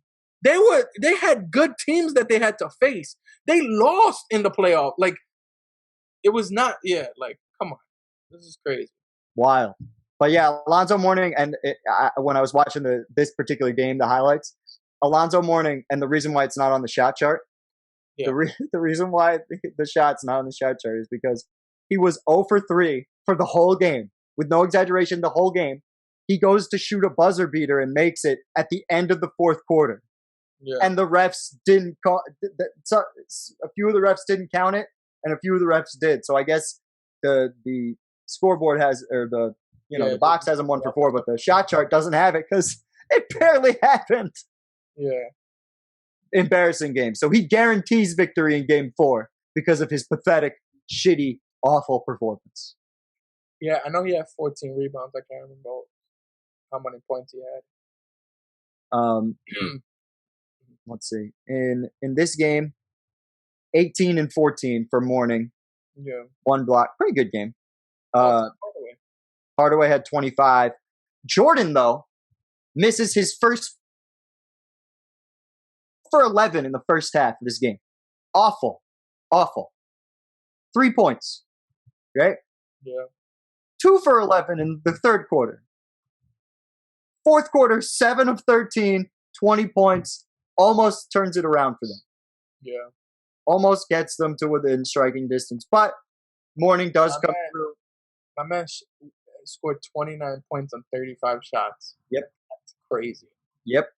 That's the era. Like, your arms aren't sore. Like, because I know, like, if I'm chucking like that, like, my arms are going to be sore as shit. That's what I'm saying. And that's why he said, that's why when he was talking about the transition from baseball to football, or from baseball back to basketball, it was a lot more shoulders, a lot more arms. Yeah. Because that's what he had to freaking do for sure. Exactly. But Game 5's the closeout. We have a serious injury in this closeout game. Yeah. To Scottie Pippen, correct? Yep. He has a foot injury, right? Talk to me about that. Yeah. He gets it. When does he get hurt? I think it's towards the end of the game, doesn't it? Really? Oh no, it's towards the beginning. Okay. It's got to be early because he only plays 6 minutes here. Yeah. But fucking hey, Scotty. Golly. Wait, you don't. You about to blame him for this? No, they won, so I can't. But okay, I was gonna say. The one thing I will say about if they lost and he was injured, you were gonna blame him? Oh, what do you mean? That's my job here on Apex Greatness. That's bullshit. That's my angle here, is to shit on Scotty at every turn. What are you talking about? This is my job. I am Skip Baylessing him hard. Nah, man. Good job. I will defend you when needed, Scotty. Only when needed. When you're which is generally never, Scotty. It's generally never. I will say this about Scotty. Scotty, during this postseason, made 2 threes a game. Average 2 threes made a game, which is like excellent for the era. I will say that. And you could tell he was making lots of threes and stretching the floor. You were saying so? not gonna lie though, I saw some shots that he lost games on, and he completely missed the backboard. I mean, he completely missed the rim. Like, so I don't know. Yeah, I mean, he is, overrated by every stretch of the imagination. But they are going to make the NBA Finals.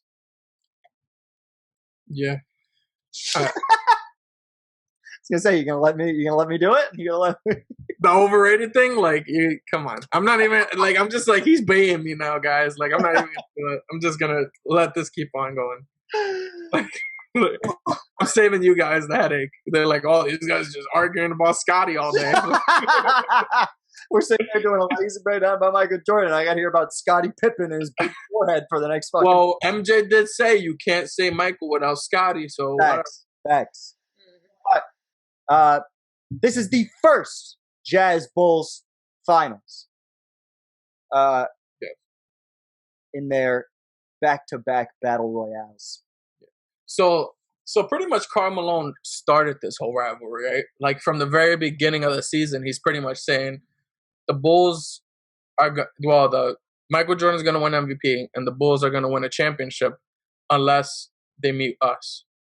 He says that in that Jackie McMullen thing. I read it as we were doing the thing. So that's pretty interesting going into this. And you'd think, MJ's probably pissed, like, I get to you took my MVP, I'm about to dog walk you. Similar to what he did with Charles. Right. And they actually start out sluggish in this game. Yeah. Real sluggish. And now we can actually look at how sluggish because there's fucking halftime numbers. Yeah. Oh. And the only thing that pisses me off is the second quarter, they don't. So they go down 16 in the second, but the halftime score wouldn't show that. No. Because they have a little run they have a little run towards the end that kind of bring them closer. Yeah. Karl, 10 points on 14 shots in the first half of game one. Yeah. And then Stockton, 11 and 5 assists. John Stockton is one of the most like he would be lit in 2021. He would be awesome. His play style is perfect for what they do now. I feel like it would be I feel like Nash looked at him and just elevated it up a little bit more, shot a little more. Because even Nash, if you moved him to this era, he would be way better too. Yeah. But Stockton, I think that they're that same. That would be the same architect right there. And he was, true. Except the thing about Stockton was he was just as good on defense, which is crazy. Yeah. Well, yeah. He was elite. Which is crazy. Yeah, that is crazy. Especially, this was a defensive era. Like, so for you to, because Nash was ass cheeks on defense. There's nobody in the history of basketball with more assists or steals than John Stockton because he's number one in fucking both. Yeah. Like, that guy, I just think the era and the system he played in held his numbers back so that people don't look at him even more like a god. And I'm saying this from a guy who averaged more assists per game than anybody ever. I think he could have averaged 20 and 15. I think there's a universe and a world where that can happen. If the pace is like this and he's got that, green light and the floor spacing of today's game, I think he's one of the few guys I think could get to 20 and 15. Yeah. Because he could shoot back then. Like, yes. That was his thing. Yeah. Underrated. Him shooting 1 for 3 at the 3-point line. Yeah, but that's in half too. For the game, he was 2 or 4. But but that's his game. He would only take 10 shots, 16, 12 assists, 7 turnovers though is high for him in a game like this. But that's such a Steve Nash. Like if Steve Nash didn't freaking watch this dude and just be like, I want to be this guy.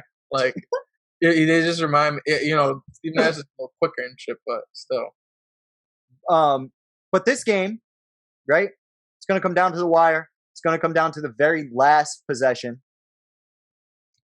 I also have to say, I'm not just saying it because they're short and white. Like, that's not, like, they really do, like, watch their games and they play similar, okay? So, just, because I was thinking that too. I'm like, people are going to just think that I'm being stupid. Just doing 2 short white guys, of course.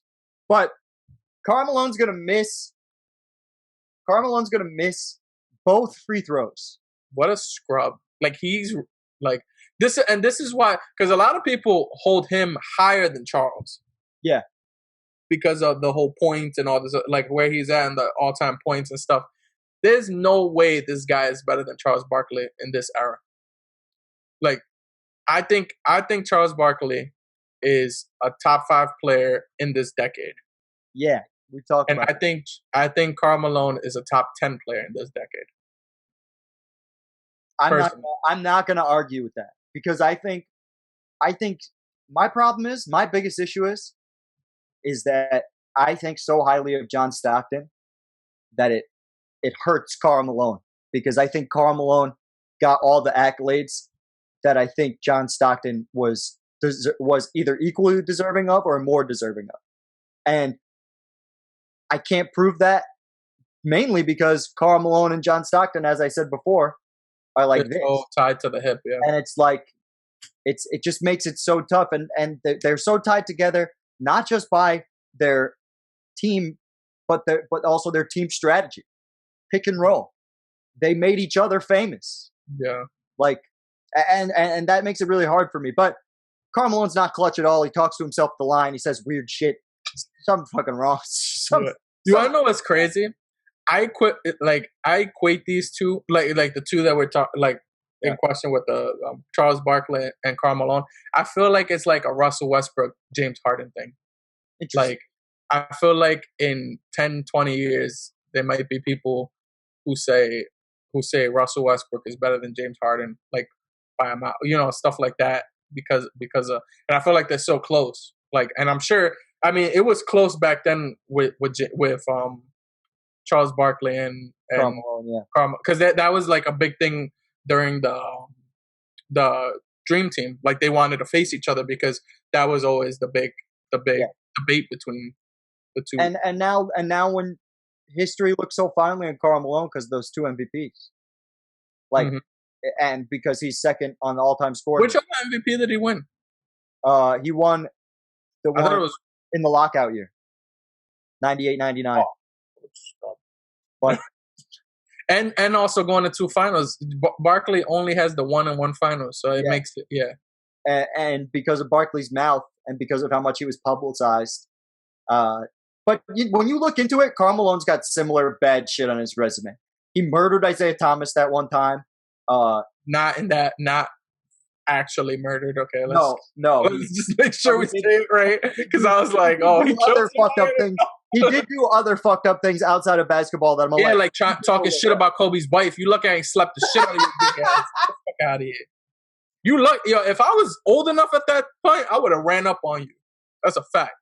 Man, I was only like your Kobe love just knows no bounds, and that's a fact. I hold grudges. That's why I don't like. If you want to, Karl Malone, if you ever watch this in the future at some point and you like, why is this fat dude not like me? It's because of Kobe Bryant. I love Kobe and I don't like you. That's it. Lindsay, how do you feel about Karl Malone? Oh, fuck Karl Malone. Oh, so there we go. Shit. Moving. He's a dirty pedophile. Moving on. Look it up online. Look it up online, kids. But barely a top 50 player. I don't care what we're talking about right now. Hey, they're coming out with top 75 soon. We'll find out. Yeah, and we're going to do a video on that. But game 1, 97 finals. Malone misses the 2 free throws. 7.5 seconds left. Jay, everyone, all 35 million people that watch this fucking game know where the ball is going. They know what's about to happen, too. I know it. Lindsay knows it. You don't even have to know the play to know what's probably about to happen here. ISO on the left. In the NBA Finals, Jordan gets Byron Russell. Now, Byron Russell, when Michael Jordan was retired and Jordan went to visit the Jazz, basically Byron Russell was a rookie. And I've heard Jordan tell this story on 2 separate occasions. Once in The Last Dance and once at his Hall of Fame speech. And the last one that you guys probably have seen,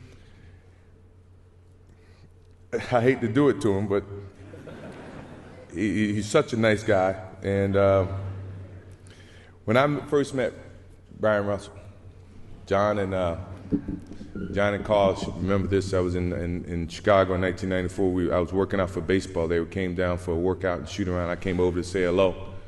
And at this time, I had no thoughts of coming back and playing a game of basketball. And Brian Russell came over to me and said, you know what, man, why'd you quit? Why'd you quit? You know I can guard you. If I ever see you in a pair of shorts, you remember this, John? And so when I did decide to come back in 1995, and then we played Utah in 96, I'm at the center circle, and Brian Russell sitting next to me, and I look over to Brian. I said, you remember this conversation you made in 1994 about I think I can guard you, I can shut you down, I would love to play against you. Well, you about to get your chance. And believe me, ever since that day, he got his chance. I don't know how succeeding he was, but I think he had his chance, and believe me, I relished on that point, and from this day forward, if I ever see him in shorts, I'm coming at him. Where he basically said, Brian Russell came up to him and was like, how come you quit? What, you fucking pussy? If I ever see you in a pair of shorts, I'm coming to guard you, and you will not be able to do anything against me. Basically what he said, so many words. And so, as I've said this whole season, why are we giving Michael Jordan more motivation juice? But he was retired. This guy's motivation juice is 2 gallons big. But that doesn't count, Russell. He was retired. That doesn't mean you're not giving retired right here in the game 1 of the NBA Finals. He's really in. It's not like he reminded him like, oh yeah, you remember what I said, Michael? Like, no, Michael went to him and said, you remember what you told me when I was a rookie? You're about to get your chance, or when I was retired. Yeah. He goes, you're about to get your chance. And so he gets his chance with 3, 2, 1, body bag. And that's how the game 1 of the NBA Finals. Game 1 is always the game that everyone's almost always super excited for. That's always a nice game too. Like yeah. And so, just adding to his legend. Yes. The next day, or that game after the game, he said he remembered his North Carolina shot. He remembered the shot against Cleveland in '80, and then this was the only other one he could remember. He said, I'm starting to get senile. I can't remember all of them. Yeah. He's I've hit so many, I can't remember all of them. And I think that's how these shots get their numbers. I always thought this was the shot 3, but this is 4 now, technically. Because he had that other Cleveland shot in '93. Ain't no damn shot. We're not about to do that. This is not like one of his like. Game 1 of the NBA Finals. Who talks about this one? Like, this is not the shot. People talk about this one. They see him like this. When people talk about the shot, there's only 2 shots they really think about. Really? I can think of 5. Russ, if I'm just talking to you, no. Well, it's because you just we're doing Michael Jordan's legacy. Because I'm a fucking loser. So it's the Carolina. It's the no. I'm talking about next year's, and then it's the one on the Wizards where he. I'm talking about when I'm talking to you, and we're just talking in casual conversation, and I say, yeah, and I say something, and I'll say, yeah, you know, Michael Jordan's shot, like his big shot or whatever. The first shot you think about is the '98 shot. Second shot you think about is Cleveland, because those are the shots. Like. Yeah. This is not one of them. I never think about this one. Really? You know what one I never thought of ever and didn't even know existed was the '93 one that we talked about. That's labeled the shot 3. Yeah. I never knew that happened. Against Cleveland? Yeah, against Cleveland. It's labeled the shot 2, I'm pretty sure. Either one. Fucking to my point. Like yeah, that one is never really talked about. It's just, shit. Now he's got so many we can't fucking remember. No, I know. I mean, I can remember if you name it to name them. I can, but when I'm talking about when I think about the shot, I never think about this one. I know about the Carolina one, but I never really think about it because it's not even like the Carolina shot is just like how that was just like this is what should show you that he's gonna be what he's gonna be. But other than that, like there's still 13 seconds on the shot clock. Like it's not like it's the end of the game. They still make the dumbest play I've seen. Yeah, exactly. So it's not like it's like amazing. Like for sure, it's the 98 shot is incredible. The 98 sequence, and we'll talk about it. We're gonna get into it. We'll get into that. But that's the greatest sequence in NBA history to me. That last 45. So game 2, Chicago takes care of business. They get their 2 games at home, right? Yeah. They go to Utah. Jordan had said entering Utah that it was going to be fucking difficult, right? Yeah, I'm not gonna lie. Utah fans are corny as shit. Like they said something like, it's not the Windy City, until we blow you away. Like I'm like, yo, what is this? I'm like, this has to be 1990s shit talk because this cornball shit. Like that's super corny. Like who? Like I'm so scared going into your arena now. Like the only thing we cared about was your racist remarks. Like we know about that, but they just captured the nice shit you were saying, I guess. But Utah's going to tie the series with the next 2 games in Game 3 and Game 4. Now I get to tell one of my more favorite stories. So they're sitting in Utah. It's 10 o'clock at night, right? It's 10 o'clock at night. Now, something that you might not know about Utah is they have a curfew in their state. Everything fucking closes by like 9. It's crazy. Utah is just crazy. It's really weird there. You've been there? Huh? You've been there? No, but I know because I always thought this was weird because it's super Mormon there, and it's all goes back to that sort of thing. So they have a curfew. So point being, you had like a funny Utah story that you went to Utah. I was about to say, why did you go to Utah? Damn, I was gonna say I'm glad I've never been to Utah, but I wish I did solely for that moment. Yeah. But after 9, there's fucking nothing open. Yeah. And so finding a pizza place in Salt Lake by 10 is a fucking impossible journey.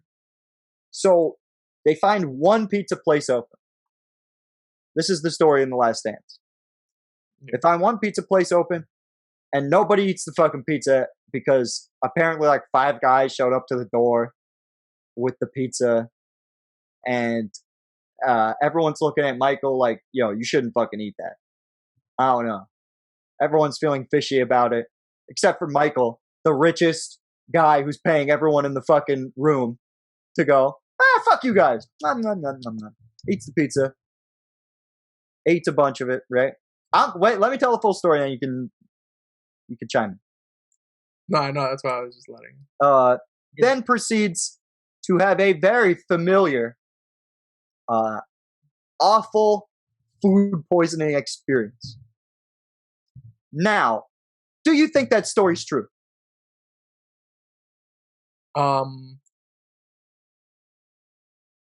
No. I think it's either. It's one of two.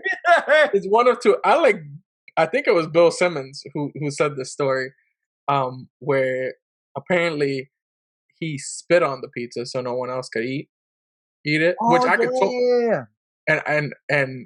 but he chews tobacco. So when he spit on the pizza, he made himself sick because he ate the tobacco because you're not supposed to eat it. And I'll get you fucked. That's an interesting one. And I believe that one more because I really truly do think people love Michael Jordan, but that guy is truly like as a human, he's a pure asshole. Like that. Like I could spit on a pizza. Yeah, I could totally see him spitting on it, so then no one else would want to eat it. And that's asshole. But either that or he definitely was hungover. One of the two. I just don't. I don't know what happened to him the night before, but when he shows up to the arena for Game 5, dude looks like shit.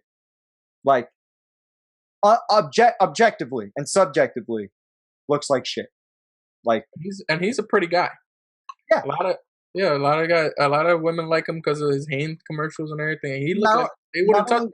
Not only that, but he's completely meticulous in how he presents himself in front of the camera, as I've mentioned before. Oh, yeah. So he just looks like a fucking nightmare. As you mentioned, and Scotty did too. Facts. This is just a foreshadowment, all right? Oh, yeah, we're gonna. Oh my god, you're gonna talk to me about that bullshit. But the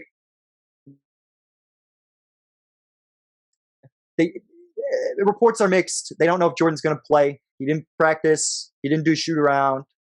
He didn't do nothing like that. And he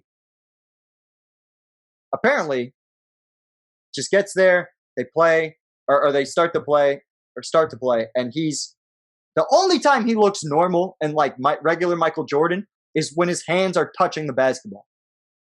When his hands are off the basketball, every other point he looks fatigued, he looks exhausted, he looks like just like emaciated. Yeah. Like just like really like as pale as a guy of his complexion can look. Like it's fucking weird. It's fucking weird. It's but he's able to get 38 points in, thus proving my point that he felt the same way I felt, or I feel. Where are they getting the 38 from? Yeah, probably nowhere.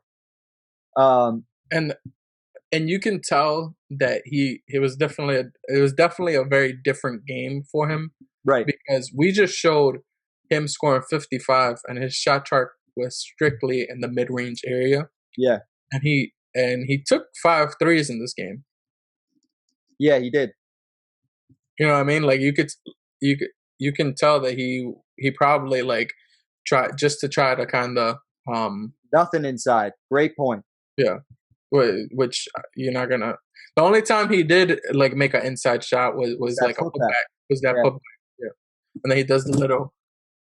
I never understand why he did that. I'm like, you. Because he's beat. Because I don't think he knows where he is. He looks like he's dancing. Like the most relatable part of this whole game is near the end when they show Jordan on the bench and he's just sitting there like, fuck. Fuck, dude. He's got the bag on his shit, and then the bag falls off, and they're holding the Gatorade in front of him, and he just looks at the guy like, fuck you, asshole. I don't feel good. This sucks. Yeah. Oh, my God. He was throwing up and stuff. Like, I really could totally see it being a hangover, though. Like maybe. I could totally see it because I personally not as legendary saying a hangover, so that I feel like that's why a lot of people, like they don't. He would never tell that story if it was. I've had food poisoning a few times in my life to a really bad extent. Yeah, and he's very. I know that I would not have been able to play basketball a few hours after that. Like I barely could stay awake. Yeah. So, and you could tell in like I've been saying, you can tell in the way he looks. He physically looks like this is like his tank's on empty. Yeah, especially if you threw up a bunch of times and stuff. Like there's nothing in your system. You're not eating. But he comes down. He hits that clutch 3 at the end of the game. Mm-hmm. And I think that's one of the stupidest. Was Pedialyte a thing back then? I don't know. Good question. Because imagine if he was able to like chug some Pedialyte before the game. Be like Popeye spinach. Mm-hmm. I'm surprised he didn't cramp up and shit. Like, but it was that 3 that he hit was one of the. Why did they want to go to double team? First off, they didn't want to double team MJ in game 1 when he was playing. You just trusted Byron Russell, or whatever. But then you want to double team Scottie Pippen instead in a post move that like just let him beat you. This is why you told us at the beginning of this episode that you felt like double teams weren't really happening at this point. Yeah. Because they were allowed, but teams are fucking dumb and they just don't do it. Yeah. Like, and Jerry Sloan, we gotta have a conversation about fucking Jerry. They weren't really allowed. Like the illegal defense made it so you couldn't do zone. You couldn't play zone. You could not play a zone. And if Jordan was on one side of the floor with an ISO, and that was it, he was on an island, that was an illegal defense, or that was illegal. You couldn't do that for the longest time. Okay. But what was I talking about? Jerry Sloan. Yeah. Jerry Sloan has a 20-some-odd year career of pretty high winning ball clubs. He did not know Michael Jordan was sick. Yeah. It took someone telling him after the game.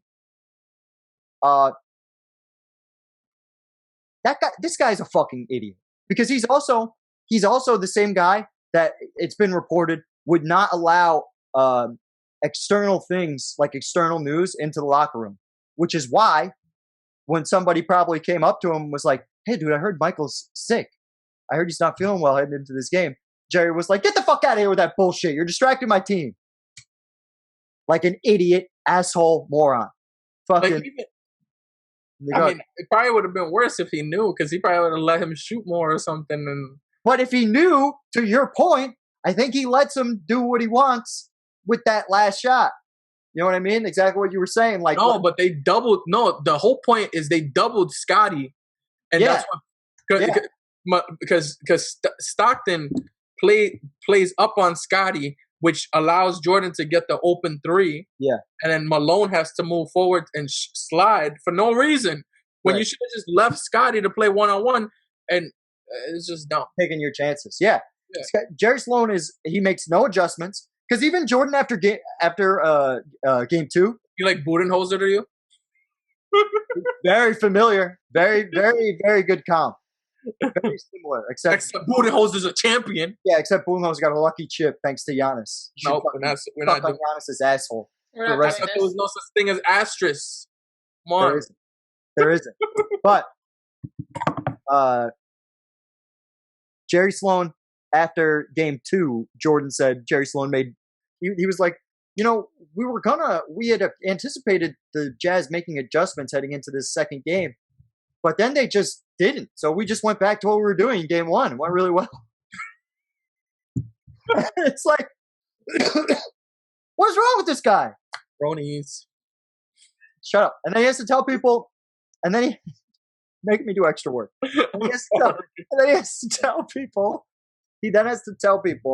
or he has to have people tell him that Jordan was sick, as if he didn't have eyeballs and couldn't see that the guy is dying on the court. I'm like, the ball I think he was just like, he just wanted to hug his teammates after every shot he made. What I'm saying, he doesn't like to hug anybody. He doesn't have feelings. He's a sociopath. He's hugging them because he needs to. Yeah, he needs them to bring him to where he wants, like to the bench. Insane. Jerry Sloan deserves to not be a champion because of his stupid. Just fine. He never won. Stupid and horrible. That's why Utah would never win a championship. That's impressive. Yeah. It's been like, you've never won. They've never won, right? Donnie Mitch is the truth. Damn, I forgot about Donnie Mitch. My bad. You're never going to win. But we're going into game 6 now. Bulls got to close it out here.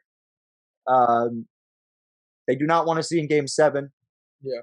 Jordan is back to normal though, at this point. Yeah, he gets his Pedialyte, as Lindsay said. See, everyone talks about the flu game, but not the 39 he did on the closeout. Excuse me. Not the 39 he put up in the closeout. He had 23 in the fourth quarter. What? Wait, is that second half? That's the second half. I was about to say in the fourth quarter he had 23. Why is this not talked about?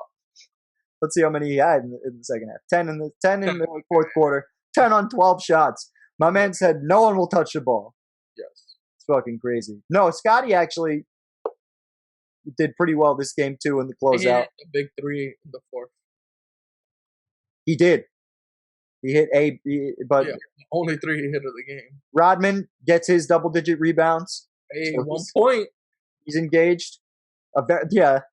Not rare for Dennis Rodman, but rare for almost any human 1-point game. Yeah.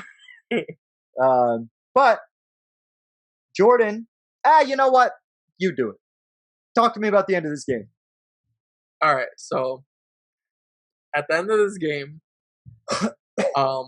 what score? What's the ending score? I just gotta make sure. Okay. So it's tied. They go. There's a timeout, a nice little timeout. Phil Jackson's calling up the play for Michael Jordan. And Michael goes and is over here whispering to Steve Kerr, like, "Hey, just so you know, when John Stockton comes up, I'm gonna pass it to you." Seconds with the score tied and the game on the line. This classic series would hinge on one dramatic play.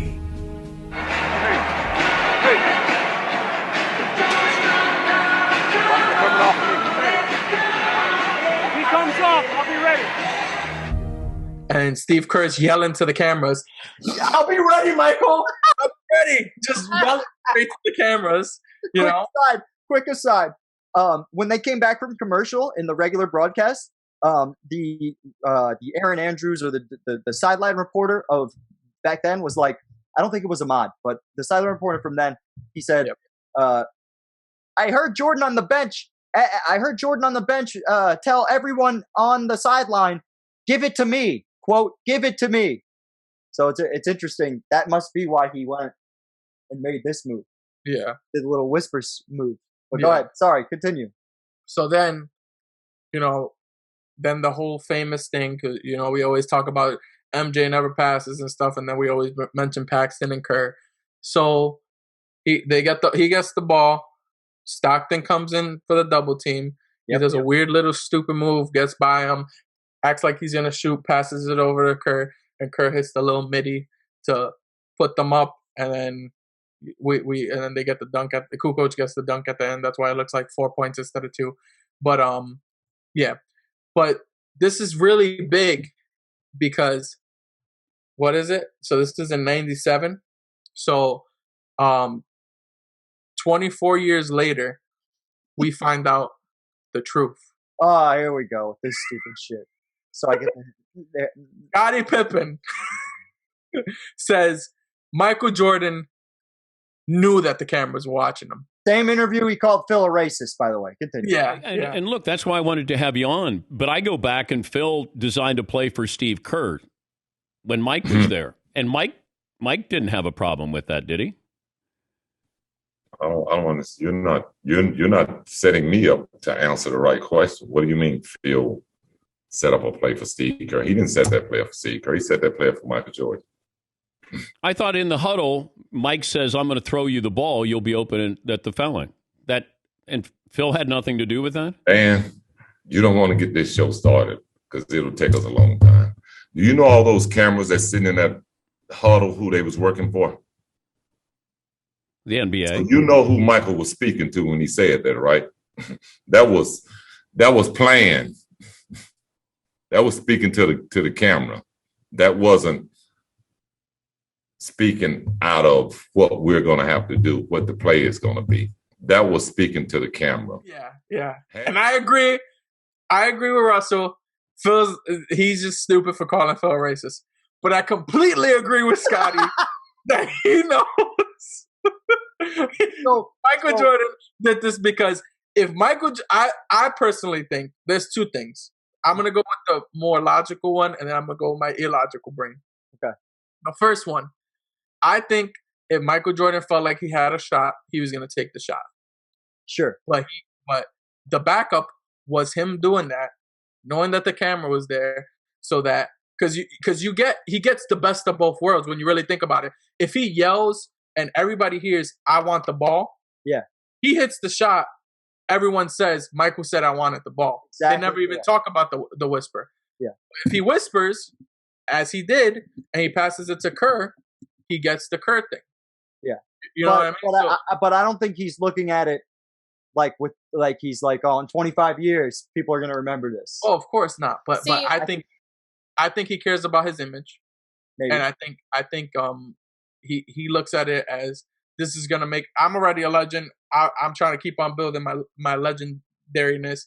This is going to add to it because he felt like he was going to. I mean, you got to remember, the game wasn't on the line to the sense where they weren't.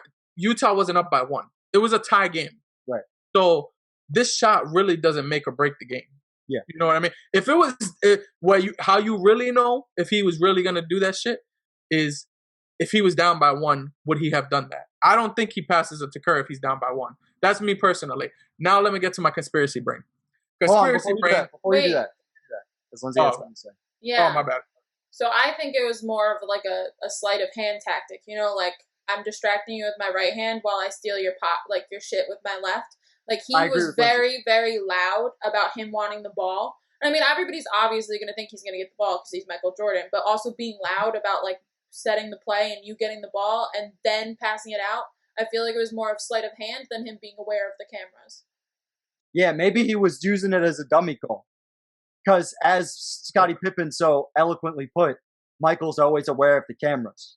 Yeah. So I'm sure he probably looked at the TNT camera or saw that the sideline reporter was close to him and was just like, all right, guys, give it to me. Give it to me. I got it. And then you can see him on the sideline kind of go, Stockton's coming. He's going to come. And when he does, be ready. I could see that. I'm not mad at that. That passing right there was beautiful. Like that passing that they just did. John Stockton behind the pass. But all right, conspiracy brain though. Yeah, go for it. I really truly do think that it is what Scottie Pippen said, where the cameras were on him at every point.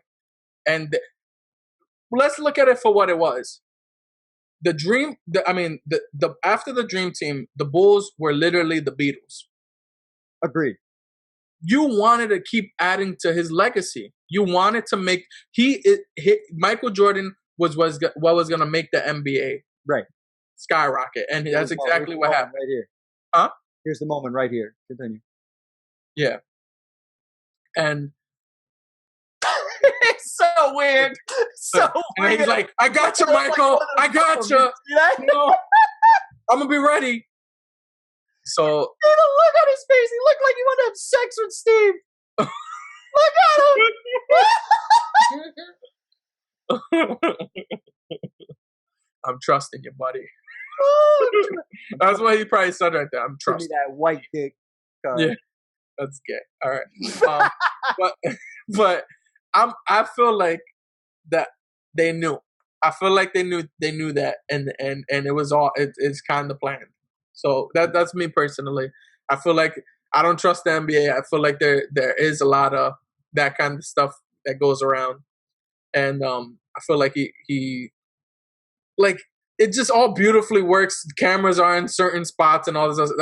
That doesn't happen normally. We don't got that for anything else in NBA history, but we randomly got it for freaking Jordan to Kerr. Why would we look at Jordan talking to Kerr? Like, come on, get the fuck out of here. Like, that's just my conspiracy brain. I'm glad we're talking about Kerr instead of this motherfucker dunking. I don't want to hear about Tony Kukoc. I'd rather hear about Kerr, especially all things considered going forward. Yeah. Even though he is the fourth Hall of Famer on that Bulls team. So I'm going to punch you. So I'm going to punch you through the camera. So fucking that Bulls team had 4 Hall of Famers, and people try to make it seem like Michael won with nothing. I'm just saying. Yeah. So because the Hall of Fame is just reeking of legitimacy. We think Lamar Odom going to be a Hall of Famer. Time out. I just need to know. No, fuck all this. I'm not talking about any more crackheads. We're talking about Drug Abuse Hall of Fame, maybe. Jordan. We're talking about Jordan. So listen. Going to your conspiracy theory. You need to apologize to Lamar. That's a mess. Apologize for doing crack. It's not my problem. Oh my God.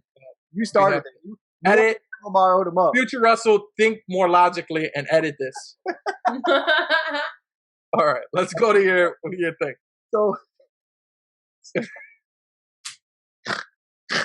So my thing with your conspiracy theory, I agree with you that it was in the NBA's best interest to have the Bulls win.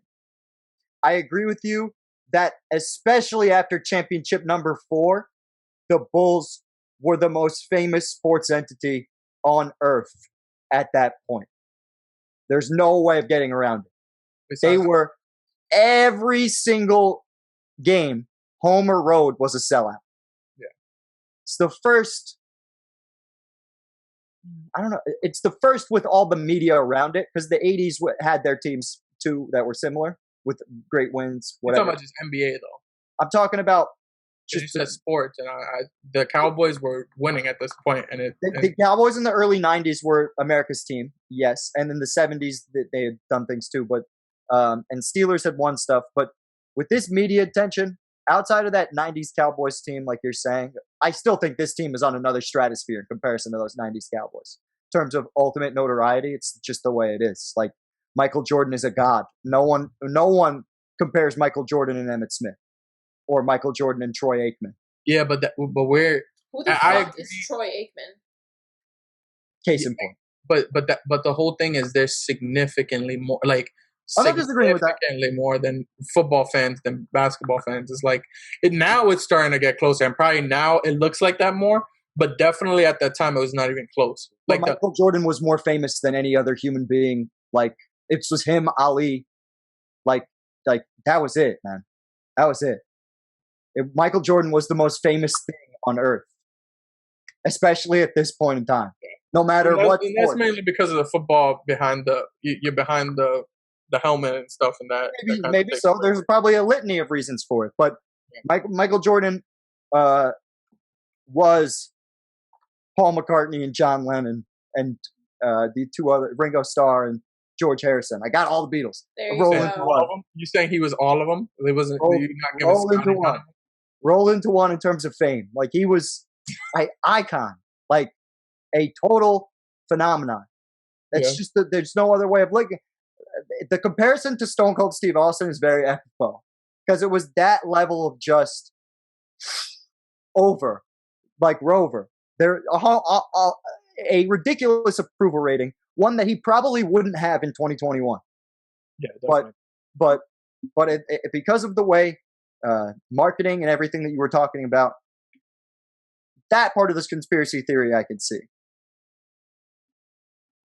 Can't make Steve Kerr make the shot, though.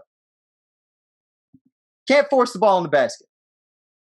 I mean, if you leave a marksman wide open. He wasn't wide open. He wasn't wide open. You ever watched the game film? We've seen that film a million times, but Stockton's like 3 feet away from it. Like, it's not that open. NBA, and it's a foul shot. That's a free throw shot. He pretty much shot a free throw shot with someone kind of running up to him. That's wide open, bro. I would have made. I swear to my mother, you know this too. I would have made that shot. Me, you give me a mid-range shot wide open like that, I would have hit the shot to win the game. I wouldn't have. Not with 20,000 people in the building. I can't. I swear to my mother, I would have hit that shot. And we know, like, my whole thing is like, my midi is lit. I swear to God, I would have hit that shot. Like, I wouldn't have hit no threes or anything, but a mid-range shot, free throw line, I would have hit that shot. But this is 5 championships and 5 MVPs for Michael Jordan. Yes. At this point, unquestioned GOAT. Yeah. It was, to me, it started to become unquestioned by last season. It kind of he really like made the case enough because and I don't want to keep on shitting on Kareem, but Kareem may win his championships or all those championships until he met Magic. Jordan was the unquestioned leader of a championship team, finals MVPs and everything for 4 championships straight, or 4 out of 5 seasons. Yeah. And he had 4 MVP. Like, he was definitely, to me at that point, he's GOAT. And then this is just like adding to it. The icing on the cake. Yeah. So wrapping up this season, don't give Michael Jordan motivation. The only guy can compare to this level of, oh, you're going to give me something in the media? I'm going to destroy you with it. The only other person I can think of in all of sports is Tom Brady. That's it. Ever? That's to this level. That's to this level ever. In terms of, like, every time shutting people up.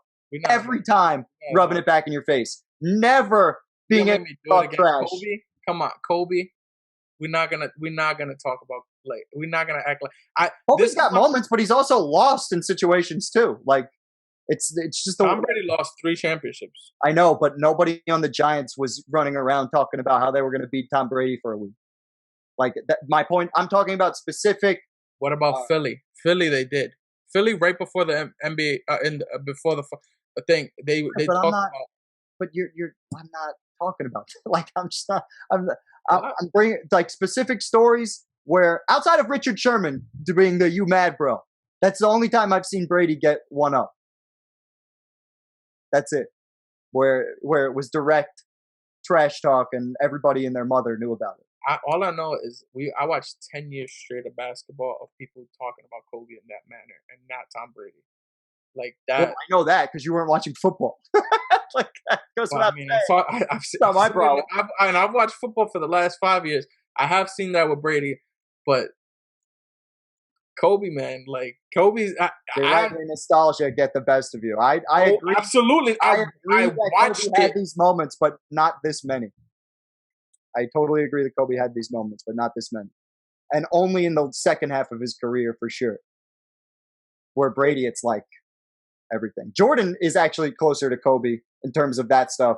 When you get to the second half of their careers, I'd say it's similar. But Brady is like the whole time. It's like ridiculous. It's stupid. And I grew up hating him growing up. Hating fucking Tom Brady. All right, so now we're gonna make a Brady debate, but I just want, because we a lot of people like to like just forget something. Between Brady's third and fourth championship, how many years passed? Almost a decade. Yeah, a while. Same thing. So what happened between that? You just told me that. That's not what I'm talking about. I'm talking about in the media, somebody talked trash to him. He comes back. So in that 10-year span, nobody talked trash to Brady? People talked trash to Brady, and they lost. And he won. He just didn't win the Super Bowl. Like, you're being oddly specific here. Okay. Like, you're being very specific. That's like me going, Kobe, after he had Shaq, it took him almost 10 years to win. What about Raja Bell? What about, we could go through like a litany. Dude, you're literally doing this because you grew up watching it. Don't stop. Like, I get it. No. People in the comments, please let me know if you think Kobe Bryant would be in this discussion. I guarantee you, I'm not the only person in the world that thinks I never said he wasn't. You were the one who went, Brady's not, Kobe is. And I'm saying, no, that's not true. I'm not denying you that Kobe's. But you said the only other person that's to this level, I would say is Brady. I think Kobe's the level underneath that. People in the comments, please let me know who else you think. And if so, do you think Kobe Bryant is at this level? Do you know what a leading question is and how they're like not viable in a court case? Is it, you know what I'm talking about? You're leading your witnesses to give you the answer you want, Dario. No, I want to know if they feel like you could say yes or no with Kobe. I'm not telling you have to say Kobe. I just want to know, do you believe it or not? Dario will comment. But Dario will write back to you personally. Facts. 100% chance that will happen. We will have discussions. Any last pieces on this part of Michael Jordan before we sign him? No, he's just a go. We're good. All right.